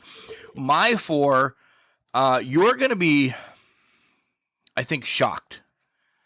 Okay. Braun Breaker for sure. He is definitely, he's being groomed. So without a doubt, completely agree with you on Bianca. Theory is one. No. I think Theory is definitely one, especially going to get the rub from Cena, I think, at SummerSlam. Yeah. This is the one. Riddle. Okay. I'm not strong for it, but I think it's going to be Riddle. I will go and say I considered Riddle, but because of his age, I don't know how long he would be in the mix. Touche. Well, that's where I'd slide forward in then if we're looking long-term MJF type. Yeah. I went, in my personal opinion, I went long-term MJF, although I did toy with Gunther a little bit because I think he's older in age as well. But when I threw him in there, I'll fully admit, though, I did not even think about Theory when I thought about the list, and that was stupid of me because we know something's coming with Cena. Right. And I don't hate your list at all. I actually contemplated, I can honestly say I contemplated Riddle. It was just the age thing that deterred me away from it. But they're definitely grooming Riddle to be a world champion at some point. I think near future more than anything. Yeah, and we're going to roll on that because I know there's a question around that here in the near future, but I'm just going to go right down the line now. All right, this came in from Kim from the internet, so thanks, Kim. You're very classy for that, joking. Let's play fill in the blank for a few questions. All right. Okay. I do see these on TikTok, so I imagine that's where some of these have come from. There's also another one down the line. Blank should buy the WWE. Thanks. This one came in actually like a week and a half ago, prior to all of this. This has been in the hopper for a while. Yeah. So great one. Great question. And blank. Just because of chaos. Tony Khan, but no. You know what? Chad Miller. Chad fucking Miller. Mark Martinez. I don't have that. I definitely. I know I don't have that cash either to do that. You know, if we're going with should buy the WWE, and let's say I want to save wrestling, we want to see wrestling back in WWE, I'm going to go Tony Khan. I think he could buy it. I would like to see him buy it. I'm not saying run the company in parallel because I don't think that would happen. But with all of those tapes, he could have more talent in AEW. It would be almost like a full circle invasion type thing going on. And maybe they do it right. And like what happened in 2001. So let's say Tony Khan. All right. Mine, who do I actually think is going to buy it? Let's just throw that out there. I believe Fox is going to flex and buy it. So I completely agree with that. Yeah. Completely agree. But if I want somebody to buy it, and this is you're gonna hate me for this, I want an old school wrestler to buy it. Okay. I don't have a name right now. You can't say Ric Flair's broke, and somebody like that. I want somebody that is just left wrestling, that was smart with their money or whatever, that can get investors kind of to slide in there too. I want a wrestler to buy it. Somebody that wants to bring it back again to the 80s, early 90s, something like that, and make it wrestling instead of entertainment again. That's... You know what? Yeah. Let me go off that. Not to interrupt you, but let me go off that. You saying that there's one name that immediately jumps to mind, maybe a little out of the box, but I think it's entirely possible due to the person's relationship with Vince in the company. What if The Undertaker buys it? What if Mark Calloway goes to investors and says, I want to buy this company, I want to take it back to where it was in the beginning, and then he becomes the CEO, becomes the owner, and owns WWE? Would that fit your old school wrestling mentality? I think it would, and I think that would actually be a perfect investor in the company. Yeah. I actually thought you were going to throw Heyman out, but then we'd have people not getting paid again. That's exactly, well, and yeah. I would not consider Heyman for an No. owner of a company. I would consider him maybe for head of creative. Yeah. Or in the creative department, because I think Paul Heyman is amazing at creative. Just look what he did with SmackDown for the first 3 years that he had it, or however long he was the head writer and head of creative on SmackDown 6, and wrote them to perfection to what they were. I think Heyman is only I don't want to call him a bit player, but I think he is a player in the creative space and a genius in that aspect. And he would be perfect there, but not as an owner. God, no. I agree. All right, she's got two more. Blank has grown on you. I already gave mine away, so I'll go first and say Max Caster. I despise the motherfucker, but it's for all the right reasons. So I'm actually, once you despise somebody too long, you start liking them. So, yeah, Max Caster has grown on me. I would agree with that. I'm going to agree with that. But I think I've come to like Max Caster more before you did, full on. Because I started, but I would agree Caster, because I thought they were annoying at the beginning of the run when we started seeing the Acclaimed. And then I'm like, oh, he can move. He can do this in the ring. He can do that. If we want an original aspect to it, not knowing what he could do in the ring, because I only saw the limited, and I'm not as deep into IWC, into the indies as you are, Mark. Wardlow really has grown on me with the past 6 months. Okay. Because I did not know what he could do, but I've seen how he's developed in AEW, and I feel like I missed out prior to his run in AEW. I feel like I was missing something. Oh, and you missed I a lot. definitely was. Yeah. I missed a lot, but he's grown on me, because if you only have the limited visibility of just watching AEW and WWE, the big products, you miss out on those indie stuff, and you miss out on a lot of those special and the talented moments, because they have more creative freedom of their matches in that aspect, and they can do a lot more. Wardlow has really shown up for me over the past few months. Support indie wrestling. Yes. Yes, exactly. Kim has one more, and this is a goofy one, so we can just throw whatever name we want in there. Blank is the next celebrity to wrestle. Oh, man. Yeah, that's what I was thinking. Like, who? Do we? Is it who? Who? Is there anybody we want? I don't know if there's anybody I want. Damn. If this was asked a year ago, I would have said Johnny Knoxville probably. Well, you would have got it right. From the Jackass crew, we would have got it right. But I can't think of anybody right now. Can you? I can't. I really can't. Like, first off, I don't think WWE is going to be bringing in any celebrities anytime soon. That's just me. In AEW, I mean, I don't know. You might see another UFC person being brought in. Whatever. I mean, yeah. I don't know. Kim, we don't have an answer for that one. I'm sorry. We really don't. I just can't think of who would it be. Yeah. There's no one right now. And I don't want anybody. I don't. Yeah. Paige Van Zandt. Well, She'll wrestle another match. Actually, I won't go fully with you on that. I would say I wouldn't look forward to it. I'd watch it with some grain of salt. But after we've seen some success, whether you believe it or not, with Bad Bunny, he had a decent match. Johnny Knoxville had an entertaining match at WrestleMania. I think there could be possibilities for people to surprise us with what they can do in the ring. But I just can't think of anyone. So you're picking Kanye. All right, you're picking Kanye. All right, let's go Kanye. All right, moving along. This is from Lori from Newcastle. Hey, guys, love the show. If you could bring back one manager from any era, who and who are they managing? So Mark edits her question and says, we need one man and one woman coming back as managers. And who would they manage? Yeah.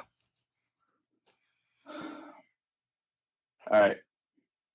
I want Captain Lou to come back And I Okay. know I'm going far fetched. Yeah, I understand, but listen, we have a time machine. I want Captain Lou to come back, and get ready. I want him with FTR. He was the manager of Tag Team Champions. I love Captain Lou. To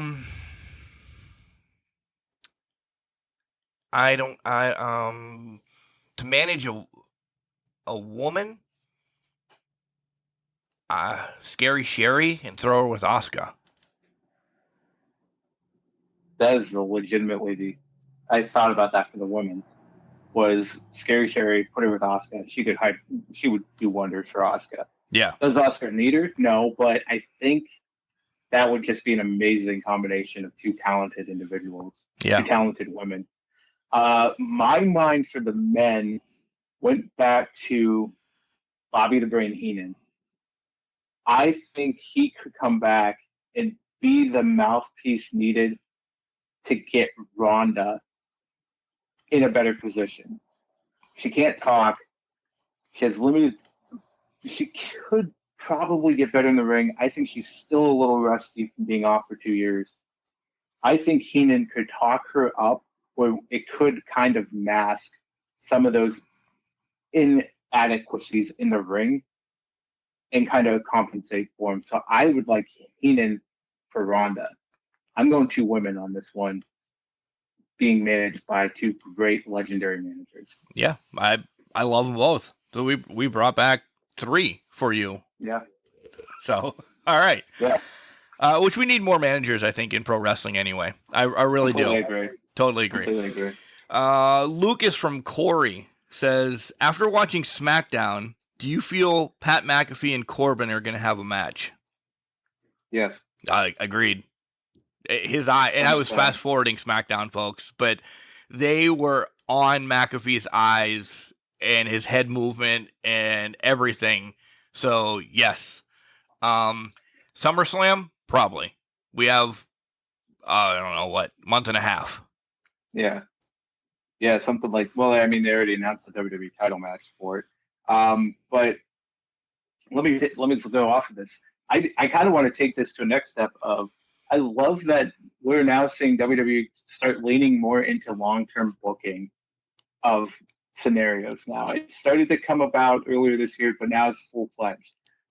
Pat McAfee has been calling Baron Corbin bum-ass Corbin and been making fun of Corbin since last year when he was bum-ass Corbin that we all love and know and love. Right. So I love that they're finally bringing this around and having something with it. And really building that up. I think it's going to be a match. I'm not going to say it's going to steal the show, but Pat McAfee's talented in ring and on commentary. So I think this is just another writing on the wall. I think it's coming. So I would agree. Yeah, I believe it'll be some type of stipulation match or something at this point. There's going to be more and more interactions throughout. I agree, Pat's good to getting better. I know a lot of you and Cody and a lot of other guys think he's, I don't know if you all want to say great, but he's a excellent worker. We'll put it that way. He's very talented. Yeah.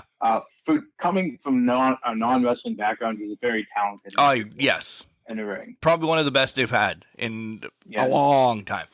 But a stipulation match, because he's been in, the War Games and, this, that, and the other kind of like situational things that he can shine in. So you throw him in a stipulation match, that gives him, maybe he can jump off the balcony like he did the Cage or something like that. Yeah. So, yeah. Next one's from Timothy from Akron, Ohio. Hi, guys. Nice emailing you. I live in a group home and love wrestling and your show. You guys are funny sometimes. But... I agree. Thanks, Timothy. Thanks for pointing out our lack, our deficiencies, but have good thoughts. So he wraps it back around. Yeah, I like it. Here's my question: with the passing of Dave Hebner, let's talk more about referees. Okay, we should, because they're actually the third member of the show. I completely agree with that. My favorite was Nick Patrick. His NWO run was crazy. What do you guys like most from the past? Wait. Oh, who? Mark doesn't know how to read. Who do you guys like most from the past and now?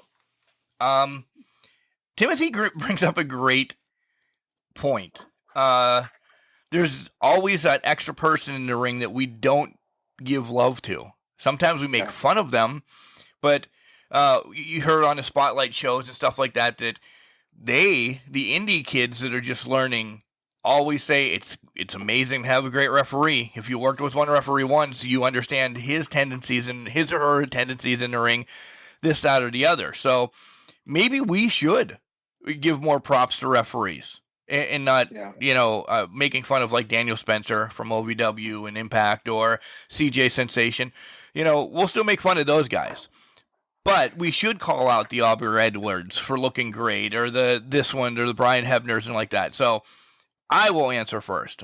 Long time ago, I'm an 80s wrestler. I still love that. Tommy Young was great, did the little checking of the ropes and everything prior to the match. I was a big fan of Pee Wee Anderson on the NWA when it was 605 and all that. I loved Pee Wee Anderson. Just something in the ring with him was good.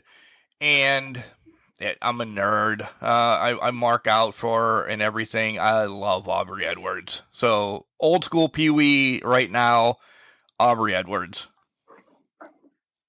Very nice. If I go old school, I'm actually going Earl Hebner. He defined my childhood from the 90s perspective, the Attitude Era. Really, I loved his interactions, and I always would go back and love what he did in the ring.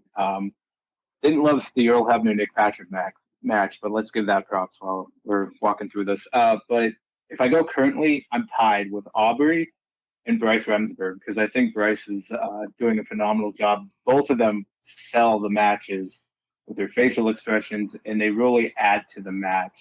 And I like both of them as a tie for favorite referees right now.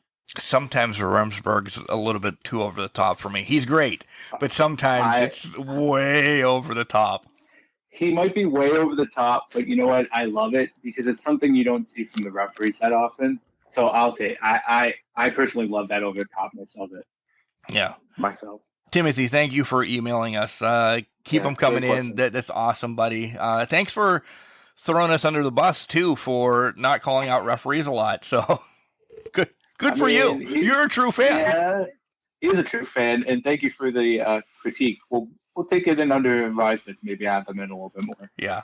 Sometimes we're funny. I think I laugh for 2 hours on us, how stupid we are, but okay. I agree, but hey, that's inside jokes for us. It is.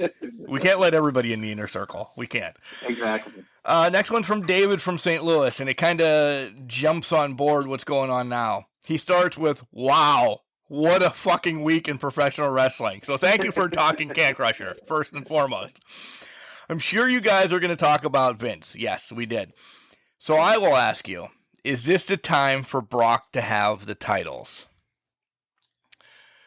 Well, we know Brock came back Friday night, and it's been announced. So essentially we know, we knew a couple weeks ago, Roman's not at Money in the Bank either. Is this the time? I think, and Jenks has alluded to it, and I think we're going to spoil our predictions for Money in the Bank, but we'll wrap back around to them. It's not going to be Brock. We're getting the Heist 2.0 in Seth Rollins to set up for everything that Jenks has predicted. And I full-fledged agree with that, yes, I don't think Roman has him after SummerSlam. Agreed. I don't see Brock doing it. If they put it on Brock, it means Roman's done for a while. And I think Brock would just be there I think it's their attempt to detract from what's going on in the company. But I agree with you. I think it's Heist 2.0. Everything's lining. And maybe they'll surprise us. Don't think they will, but I agree. 2.0, I think it's Seth Rollins will have the titles in a month and a half. Yeah. That's David from St. Louis, so thank you. Austin, whoa! You have one. Let's Austin. Yours is next, but I know you have one because I have a couple more. But let's do yours. Yeah, I have several, but let's go with. I like this one. This is from Daniel from the 40-Year Dash, unfortunately. But he asks, why has the Intercontinental Championship title held by greats such as Macho Man, Stone Cold, The Rock, and he put Goldust, and Goldust been so diminished in the recent years? We've touched on this. We really have. Yeah. But we can deep dive. Let's deep dive. Because titles have always been props, but this IC title nowadays is nothing but a weapon, a prop. Yeah, you might be next in line this week. Next week you might not. It's something to say every couple weeks that there's a main event for a air quote championship, which will get viewers because, oh my God, we might see something change. Yeah, we might not. If you're a deep dive, wholehearted wrestling fan, you know that you know. I don't know. It's just the heritage of all titles or legacy of all titles, especially in WWE, are just tainted from win it today, lose it tomorrow, and this, that, and the other thing. You don't have those nice long runs to show that your champion is that. And it's of one word for me, entertainment. It's for WWE, it's not wrestling anymore. So if we have to have a title change, because we haven't had one in 3 weeks on TV, you're not going to change it with the face every couple weeks. You're going to find somebody in the undercard and let them flip-flop a title. Yeah. Well, and I think it also shows the lack of development of some of the stars in the individuals and the build that they've given for people that have held the titles. Because you're right. I mean, they will flip the Intercontinental title, the U.S. title, like it's nothing. They're essentially props. But recently, they've given Roman basically a 2-year reign with his belts. It was 6 months off of that 2 years essentially now. Well, yeah, now you're exactly right. Like a year and a half with the belts, but they still counted and they still counted towards their end goal. And what I think it shows more than anything is it's a lack of awareness. You're right. They're going to put a title in the main event because it could change hands, and that'll draw viewers. I think the Intercontinental titles and U.S. titles would be more significant and more in play had they build up the superstars to run with them. Because let's remember, let's call it. The last time the United States title has been extremely relevant on TV and has been really over the top. I know this was Intercontinental title centric, but I'm going to put the U.S. title in there too, because I think it proves the point, is when Cena held it way back when. Yeah. I think for the Intercontinental title, they've had great names hold it recently. I'm talking Sammy. I'm talking Shinsuke. I'm talking Miz. A lot of different people. The Miz. They've had great people hold it, but they haven't built them up to feel like they are an emerging star. Because I think when we think the Intercontinental title, at least in my opinion, you think that person that's getting it is an emerging star, or they're a perennial upper mid-carder who hangs around there, is tough as nails to beat, but can win matches. So if I think of back in the 90s, it was a catapult for The Rock, Triple H, Stone Cold. You're checking off the list. Those guys won the Intercontinental title. They used it as the stepping stone to get to the world title. Then you had guys in the mix of Owen. I'll throw Jarrett in there because Jarrett was there at some capacity when in his run. Jericho at that time period was that upper middle card and just didn't go off of it as a stepping stone, but he was a perennial player in that Intercontinental title race back in 2000s, late 90s. They could make a solid argument of we're going to put together the best matches possible to steal the show. And you had people stealing the show with that. I think now you don't have that, those built up people, and I don't think that you see that kind of level of this is going to steal the show, because in some aspects, I think they neuter it a bit because they don't want it to overshine what the main storyline of the show is. Agreed. Agreed with you wholeheartedly is the word of today. It's stuck in my head. Yeah. I agree with you 100%. I do see with the recent US and IC that we may be going back to that. I honestly think the Theory, again, beating Cena at, however, hook or crook, beating Cena at SummerSlam, not announced yet, but come on, folks, you watch wrestling, you know it's coming. He'll be on tomorrow night to call him out. And Gunther's a big player. Like, they're high on Gunther, so we might get 2 pretty substantial title reigns here from these mid-carders. And look, we both threw them in our pillars. So we lucked out, first and foremost, Jenks, by putting our questions like that to wrap back around to them. But look, we both put them in the pillars. Yeah, there may be a change. And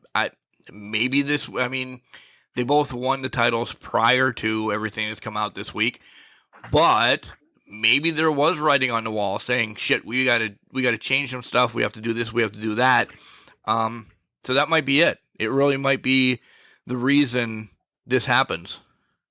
Yeah, and that could be. And you're exactly right. We're going to see some lengthy title reigns, and they're going to have to build up people to take the titles off of these guys. You have to at this point. You have to. Yep, exactly. So I think we could see it on the rise. I would agree with that. Roman's going to the movies, folks. Roman's going to the movies. All right, back to Austin from Louisville. Just like you guys, I'm also a big baseball fan. I was thinking, what baseball players would you like to see wrestling? I think Aaron Judge could have a nice run. Ready, Austin? I never want to see a baseball player in professional wrestling. I don't. But we'll pretend it's going to happen. Back in the day, I think Mark McGwire would have been awesome. Mark McGwire. So let's go off of that a bit. Would that have been WWE's equivalent of like Karl Malone and Dennis Rodman showing up for the NWO, fighting against the NWO? Adam Pac-Man Jones in Impact. Adam Pac-Man Jones in Impact, yeah. Current baseball, I think about he didn't say players. Current. He didn't say current. He didn't say current. But you know what? I do like the Mark McGwire aspect. I was trying to think of guys that I've heard that have brawled, and I can't think of anyone. But I'm going to go maybe out of the box. I think he's an over-the-top personality, even though he doesn't do much, but he has a legendary status. Let's go Big Sexy. Let's go with the man, the myth, the legend of it all. Let's go Big Sexy Bartolo Colon. I think he would just be excellent in there. The charismatic enigma that he is. Let's go Bartolo. All right. Austin, great question. He took us off of the rails a little bit, but yeah, that's sure. So we both named, I'm going to put the caveat on this. We both named old school people. Just because I'd love to see Bryce Harper get punched in the face. You know what? That's who came to my mind first, too, of new people. So I'll go with Bryce as well. Yeah. And so maybe we have Bryce Harper against Aaron Judge. Steel cage match, and Harper just gets decimated. You know what? No, let's do a baseball faction. Let's get Harper, Judge, Bartolo, Mark McGwire, and then let's throw Knuckleball Schwartz in there and just have a Survivor Series team. Yes. Deal. Why didn't we just say Knuckleball Schwartz to answer this question and I- just move that's along? gonna be- Shit. I was going to be a smartass and do it, but I didn't, so I had to work him in. That's the only reason I took that comment. And Don Zimmer is going to be their manager. Oh, perfect. Yeah. Although we have to have Pedro as an opposing manager. Pedro Martinez. Of course. So we need five. Never. Moving along, Austin. Thanks for wrecking the wrestling. No, I'm kidding. I love it. Good job, Austin. I'm going to read this as she writes it to me. Okay. Okay. I saw this on TikTok, and she gives us 3 blanks, and I'll fill those in. Have fun with those. Amber, from your dreams. Is how she signs off. Okay. Right? Yeah. Thanks, Amber. Thanks. Thanks. Blank is the best Attitude Era story. This is the easiest question I think we've ever had on Can Crushers. I would say anything besides Austin versus McMahon. Right. That's There's one no of way. that's one of the top. It's the top storyline in wrestling. Look, I mean, Yeah. it really is. That's the only thing that I could even think of. Right. It- Everything linked There's to it nothing. somehow. exactly. Everything tied back to it for years. Yeah. Yeah. That's an easy one. That was an easy one. Blank is currently the best mid-carder. This is where, again, maybe we wrap back around to the pillars that we talked about that aren't pillars yet, that it may be pillars. It could be possibly pillars in the future. Or is there somebody that's not a pillar that's still just great at mid-carding? There's somebody that's not a pillar. There's only one person I can think of, top of mind, that I didn't name, that I don't think any of us named as a pillar, and that's The Miz. Yeah. The That's Miz- when I saw this. That's exactly where I was going. Yeah. He's named as a mid-carder, but to me, he's a star. Like he really is. Pillar, he should probably be up there in the pillar, but he does so much other that, just like Sasha, he doesn't need wrestling anymore. And we'll get to Sasha shortly, but he doesn't need wrestling. He can go anywhere and do anything. He's in, okay, so they're not great movies, but he could probably get a better movie role. He's got his own reality show. Like, tweak him up a little bit more. How long do we have The Miz at our disposal in wrestling? It's probably coming to an end. I would agree with that. And let's be honest, when he's gone, we'll miss him. You're right. As much as people hate him, but you love to hate him. Yeah. So, And that's the same. I'm not saying it's the exact same, but when Cena left, everyone missed him. yeah. Cena was booed. He was polarizing. He was the most controversial if you want, but he was the most polarizing individual because you had Cena sucks chance and you had Cena cheers. But at the end of the day, we all missed Cena, and when he came back, we popped. And we're going to do the same exact thing for The Miz. He just wasn't on Cena's level. Right. I agree. I agree. Last one from Amber. Blank is can't miss TV. There's only one answer to this. If he comes back, it's MJF. Oh, I was looking at it in a different way. Oh, what are you looking at it as? Is the show.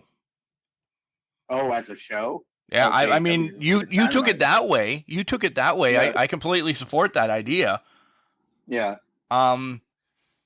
Yeah, I would have to echo your MJF. And again, that means it's Dynamite. I agree. Yep. I mean, I can miss WWE for weeks, and I know what's going on. If you want to, yeah, you can't miss Dynamite. Even if it's a shaky Dynamite for a week or a bad Dynamite for a week, you don't know what the hell is going to happen. I almost said Forged in Fire for this, but that's just a different thought. Agreed. You got to go back to Fortune Fired, man. That is a great show. Right? Underrated. Underrated. Thanks, Amber. This next one is from Matt from Jersey Shore. Hey, guys. Why is everybody hey, guys? Just say hello. Hey, guys. Hey, yo. Yeah. Come on. Hey, guys. I listen to a ton of different podcasts, and not a lot of them do questions like you guys. So thank you. Well, you're welcome. Thanks. Yeah, Yep. you're welcome. This week has been a crazy week in WWE Universe. I've read a couple different other sites, grammar, dude, that WWE feels. Oh, this is the Sasha question. Okay, I've read on a couple different other sites that WWE feels that they can clone Mark's favorite air quotes. Oh, you're a dick. Sasha can be cloned, and somebody else can have the same gimmick. I have my thoughts, but what are yours? So essentially, he's saying, and I may have come across this, I don't know, that WWE feels like Sasha's was a gimmick. Well, yes, but she lived it. Mercedes lived Sasha.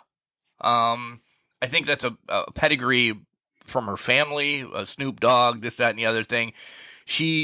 There's documents that saying that like she was called the boss and the legit boss in the family and everything like that. So yes. Yeah. Can she be cloned? Yeah, Razor and Diesel were cloned, and that went over well. I think if they bring anything with the word legit or boss and give it to like Aaliyah or anybody coming up, it's going to be sniffed out. I hope your thoughts are the same as ours. One, I don't think you do it right now. I think the WWE Universe is too smart on that. I think the wool was pulled over our eyes on the fake Razor and Diesel leading up to them coming out. Once they came out, everybody was like, oh, Jesus, God, what is this? But I think any mention of it, I think, is going to be essentially a bad move. And WWE, as you stated, does not need any more bad moves right now. We got this week, just to roll into this, Jenkston, and you can answer. We've even posted it on the Facebook as well, that Sasha got her lawyers involved. She was actually released a couple weeks ago. We don't know if the lawyers then we don't know where Sasha is, essentially. If she's got a 90-day, if she got the full release, anything like that. I am going to say this. We don't see Sasha anywhere for a while. I think she may have friends. She's been called out by Thunder and Britt now that said they would love to wrestle Sasha in AEW. I think Sasha's got a bad taste in her mouth, and this is just for me, from pro wrestling right now. She can go make movies. She does not need wrestling anymore in her life. She is that star. But to wrap back around, Jenks, do you think they can clone somebody and make it just as good? No, and I'm not even going to spend a lot of time saying that because you took all my points, and I think we should. Sorry. No, you're good. No, that's perfectly fine because I don't think there's any way around it. That would essentially be doing a fake Diesel and a fake Razor at this line. I mean, fake Diesel had to come back with a mask and be Undertaker's brother. Let's be honest. But that's nothing against Glenn Jacobs. It's just the whole situation and how it played out. But to me, you're absolutely right on all fronts. And actually, that was one of the questions that I got from Mucci was, is Sasha AEW bound? I think they can't come back and just put somebody as a legit boss right away. They're going to try it at some point, probably in the next year. They're going to try it, and that person's going to be absolutely destroyed and booed by it. So that person, whoever ends up taking that on, because there's going to be somebody that says it's an opportunity, I'm going to go for it. God bless them, because they're going to get eaten alive by the crowd. There's nobody that can replicate what Sasha did. You were right. She lived, breathed it. She ate by it. She was the legit boss. And I don't think anybody could take that away from her, because that's who she was as a person. That's who we have grown to love as a performer in that aspect. Does she show up in professional wrestling? Mark, I would agree with you. It's not right away. I do think, though, in some aspects, this could be a CM Punk moment in the making. Yes. But I think it's a couple years down the line. AEW reaches out. They set up something in Boston, Massachusetts. They keep alluding to a legit boss coming. They allude to a massive superstar. They allude to her coming, and Mercedes comes out in Boston because she's originally from Boston, Massachusetts, people. She's going to come out in Boston to just eat the crowd alive, and they're going to give her a live mic for 10 minutes. Yep. I agree. Yeah. I would hope. Now, if she comes back sooner, because maybe we're wrong, I think she's got a lot going on in Hollywood with Star Wars franchise. She's acting a lot. You know, she has famous connections. She can do a lot in Hollywood right now. And I think that's part of the reason they did grant her release is because she had that leverage. And I think to that aspect of it, if it somehow comes back, she comes back sooner rather than later, because she does have a love for this business and a passion for this business. I think it would be more like a scenario of Bryan Danielson or Adam Cole walking out and All In, or at a pay-per-view at the very end, or at the end of a match, or something of that nature. But I think for myself, I think it's more down the line. I think it's a year or two out, and it would be a CM Punk-centric moment in AEW. I don't think she comes back to WWE. Ever. Nope. Yep. There's some bridges that are just burnt. I agree. Exactly. So that's Matt from Jersey Shore. Next one was actually asked to me at the ballpark when I was getting food. And nice. I said, I'll write it down. So it's Katie from DuBois, Pennsylvania. Get ready, because I'm going to piss Katie from DuBois, Pennsylvania off. Are we getting any surprises at Forbidden Door? Katie, we'll do predictions next week for Forbidden Door. I'm going to agree, but I'm also going to say this. I don't think it's anybody outside of the two companies involved. Agreed. Yeah. So. Yeah, I agree. But we'll see. But predictions next week, Katie. I don't know if I'm going to see her today or not, but all right. Yeah, I know. Gus from Ohio. I'm an old school wrestling fan, but I watched some of today's products. What are your thoughts on jobbers? First off, being around a lot of wrestlers and talking to a lot of them, I hate the word with them now because I feel like it, not that I'm in the business, but I've talked to enough of them. They really do like enhancement talent. Jobbers is an old school word. They like throwing it out. Right. So let's use enhancement talent. But Gus, I'm not correcting you. You speak your way. I feel it told more of a story in the 80s to have the stars beat someone quick and then have a great announce table segment and do a good interview for their feud. Nowadays, the talent mid-level are openers, closers, and they talk too much. Well, I understand. And I think we talked about this when we were talking about Wardlow. We might have jumped the gun on this. I think we're using them too much in too many different roles right now. Do we need Iron Mike Sharps and Barry Horowitzes and people like that? Yes. Yes, because then not only do the stars, let's say Jericho and MJF and Riddle and people like that, they get accustomed to it. We still know who's going to win the match. When Otis is out there against Randy Orton or Roman or something, please, we know who's winning. Unless there's shenanigans involved. If it's just a straight one-on-one match, we know. I wouldn't mind if there's enhancement talent. We get the match over, have a big squash, boom, roll them out.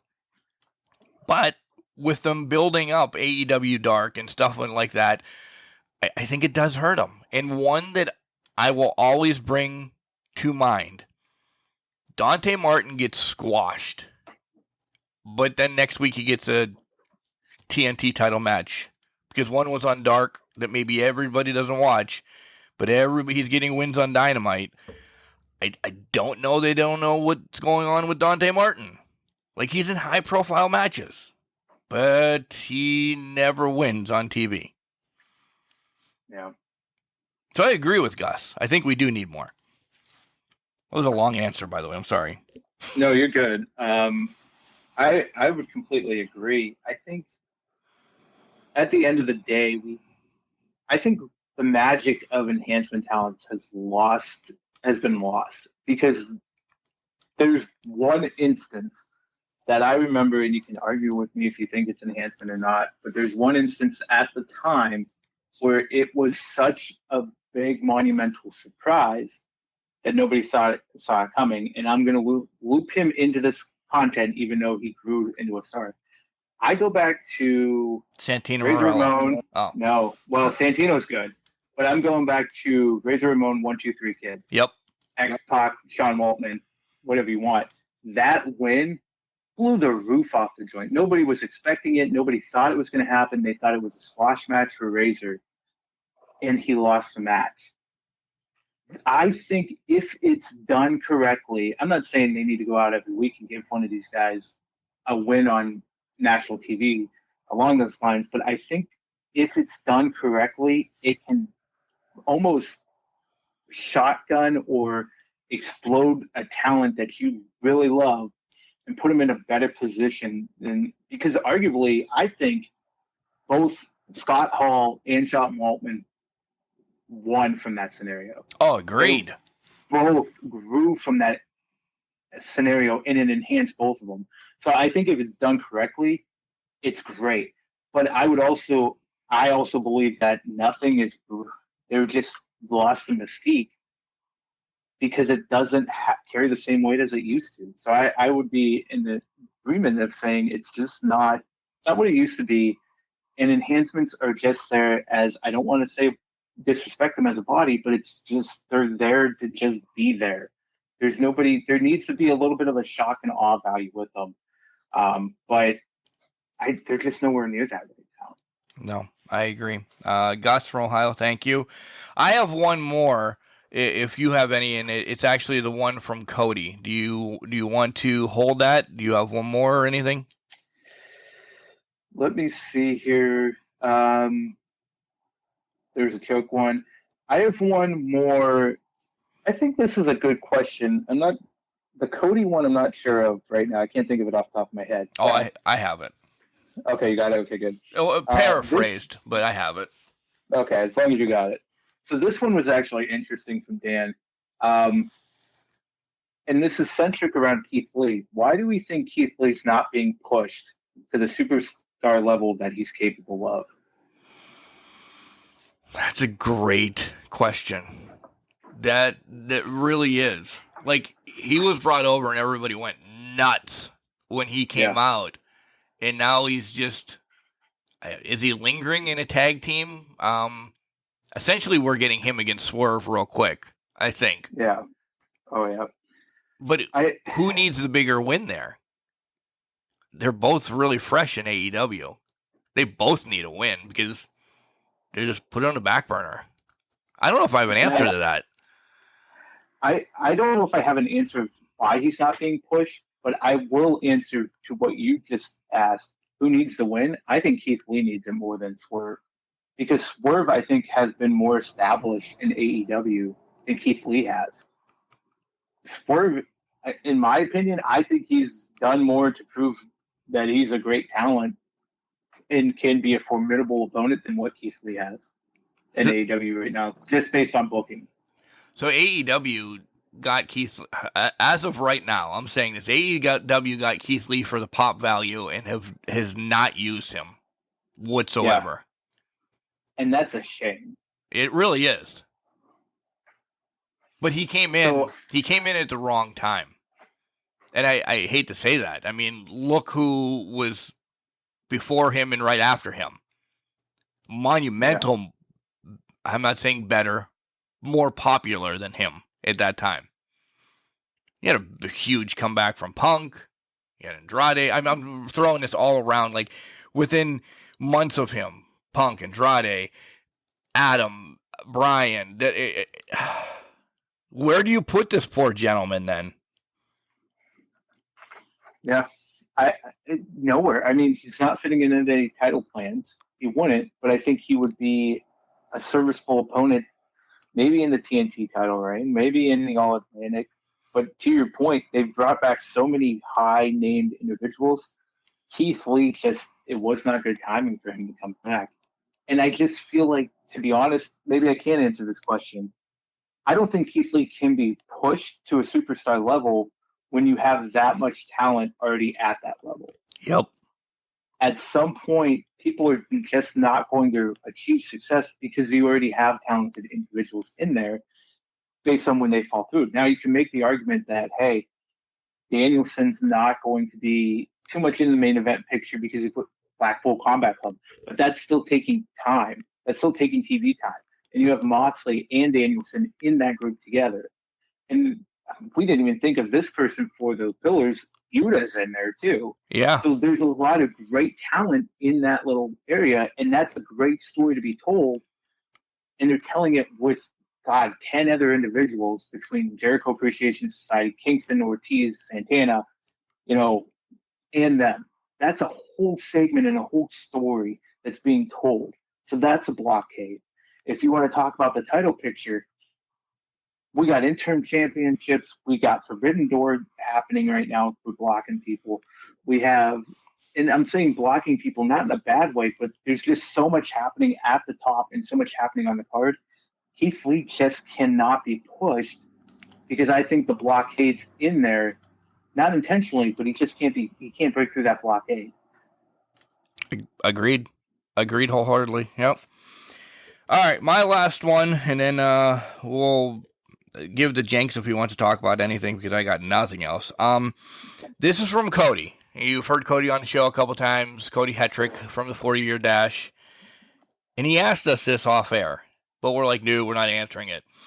With Cody, Punk, and now Randy, he didn't have Randy, but now Randy, because Randy is said to be, that report came out this week, probably shut down until the end of the year.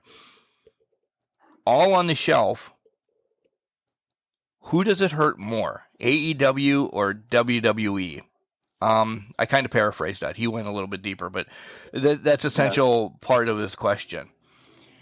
So I thought about this for a while. I really did, Jenks. Punk being off air is not hurting them. Mm-mm. Not at all.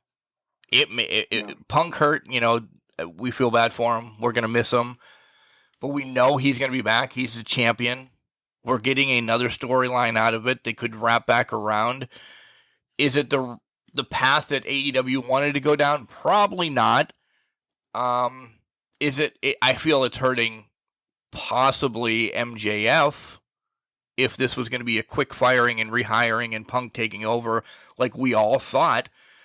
But even him being off now, the speculation is, oh shit, did he really get fired? Is this really a shoot now? Is it a storyline? That's all being mingled around. Fine and dandy. It's still buzzing. Yeah. We know Cody and Randy aren't coming back until Rumble, essentially. Let's just say Rumble to start the new year. I think Brock was brought back real quick.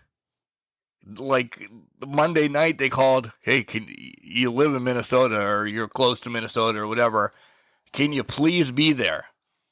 Because we have superstars falling now. And maybe Randy was going to get the titles at SummerSlam or be part of a different heist. I think, I think we both think that Seth was going to win it at SummerSlam anyway. And he doesn't even have Money in the Bank yet, so we may be wrong, but that's our predictions. But, it's set up that way. Yeah. They needed somebody else in the match with Roman. You weren't pushing Drew because he's fighting the Brogue buddies or whatever the hell they're called, or he's in this, he's in that. He's not around that title. It's Drew, and I understand he can always be around that title. You can't pull him from fighting a remote control into a champion, right off the bat. There's got to be at least a pass of meeting of somehow nowadays. You had to bring Brock back. I think they had to bring Brock back, and this had to happen this way because you just squashed Riddle. You just squashed Riddle Friday night. Why didn't you push that back? Yep. So I think they had to scramble, and yes, WWE is hurting all around. Yeah. For me, initially I thought it was going to be a tough one, and then immediately I'm like, this is WWE's hurt the most. There's no way around it. To all the obvious points you stated. But again, also to me, and also my mind frame, what an opportunity to, even if Riddle was going to lose, build Riddle up for the next month and a half to have the fight at SummerSlam. Right. Let him have the shot at SummerSlam, because then it's an Avenging Randy thing. You had a great storyline built into it. Continue it out for a month and a half and get it to SummerSlam. I think it would have been a great story to tell. But again, it goes back to WWE's inability to want to build up those stars. And again, they had to fall back on the only other person that could be seen on Roman's level, and that's Brock. Heist of the Century, I think, is a given now, because both these guys, I don't think, are hanging around past SummerSlam or that long after SummerSlam. Again, because after SummerSlam, you have that null until Rumble anymore, because everything after SummerSlam is wash and repeat. Well, that's the thing. I mean, you had an opportunity to keep the Big Four and keep it alive, and I'm not going to harp on it anymore. I know. I know, but it lost its mystique. I know you did, but it lost its mystique. So now you don't have that big pay-per-view in the middle of that wall to build up to. So it's WWE full-heartedly, and everything else now happening outside of WWE, things are looking bleak as hell right now. Yeah. And I don't know what the remaining 6 months in 2022 are going to bring for it, but I'm going to be pessimistic and say it's not going to be any good. Well, we're sitting on the same table eating peanut butter and jelly sandwich then together, because I'm there. Yeah. I don't think it's going to be good. I think this opens up a whole lot of can of whoop ass or worms or whatever you want to say. I think if we go to and it ends up, trials and this and that and more involved, I bet you there's stories that are going to come out that's going to blow our minds. And I'm scared, because wrestling can be a dirty, dirty sport. Yeah. And it's only proving it's going to get more dirty. Yeah. WWE could be dead and buried by the end of this year. Yep. New owner. Yeah. A wrestler's going to buy it. I don't know. Or well, that brings it full circle for me. If it's dead and buried, there's only one wrestler that can resurrect it. Very well. AEW, we got new tag team champions. Ortiz lost his hair. Again, it was Mark dropping a ball, but we really wanted to do a long, lengthy Ass Can Crushers. Yeah. Jenks, you got anything else you want to bring up? I know you watched all 36 hours of wrestling this week, so I'm good. Yeah, I watched a little bit of it. I props Ospreay and Harwood. Props to them. Surprised by the OC developments, but we'll see what happens going forward with the OC Ospreay match. I think we already know who's going to win that, but I need to know what's going on with Andrade, but that's time for another conversation for another day, I think. So that's all I got right now. Yeah, we can deep dive into those next week. I would imagine we're going to be very AEW heavy next week, just to let you know, with Forbidden Door essentially the day of. So, Katie, I'm sorry we didn't answer them today. We'll give you our predictions next week on the show about what we think is going to happen on Forbidden Door. I think WWE this week is a lot of, what's the words I'm looking for? Close to home, a lot of safety net things. I don't think we're going to get a lot of pomp and circumstance. I think they're going to be quiet. I would think. Yeah. I also didn't fucking think Vince McMahon was going to come out on Friday night. Yeah, I didn't think that either. I think to that point, Mark, expect a little more wrestling from the product this week than actual backstage segments. Yeah. I don't know why, but I think they're going to stay away from them, to your point. So, all right, I'm going to edit this. I'm going to pack up and then Guys, make sure you listen to a youth championship baseball game. It's a Keith Miller Memorial Invitational. That game will be on at 5 o'clock tonight on, I don't essentially want to say our sister station, because I don't know if Chad wants it linked together, but it is because I'm on both of them.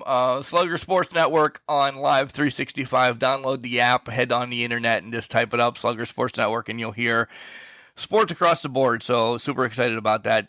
Yankees, I love you. I love you too, man. Good luck with all of it tonight. I'm gonna go gurgle salt right now, and then call it a day. But that's one of those cockle tricks. It is a cockle trick. Yeah, it really is. So go sea salt. Himalayan salt or just regular sea salt? Oh, we only have Himalayan in the house anymore. We only have Himalayan. What, do you like sea salt better? I have Himalayan sea salt. Oh, so I have it here too. Oh, so. You're fancy. You have the combination. I got the pink stuff. We're good. Yeah. Yeah. Remember, just because you're trash doesn't mean you can't do great things. I'm a garbage can, not a garbage can. You are not a garbage can. I love you. Beep, beep. I love you too. Bye.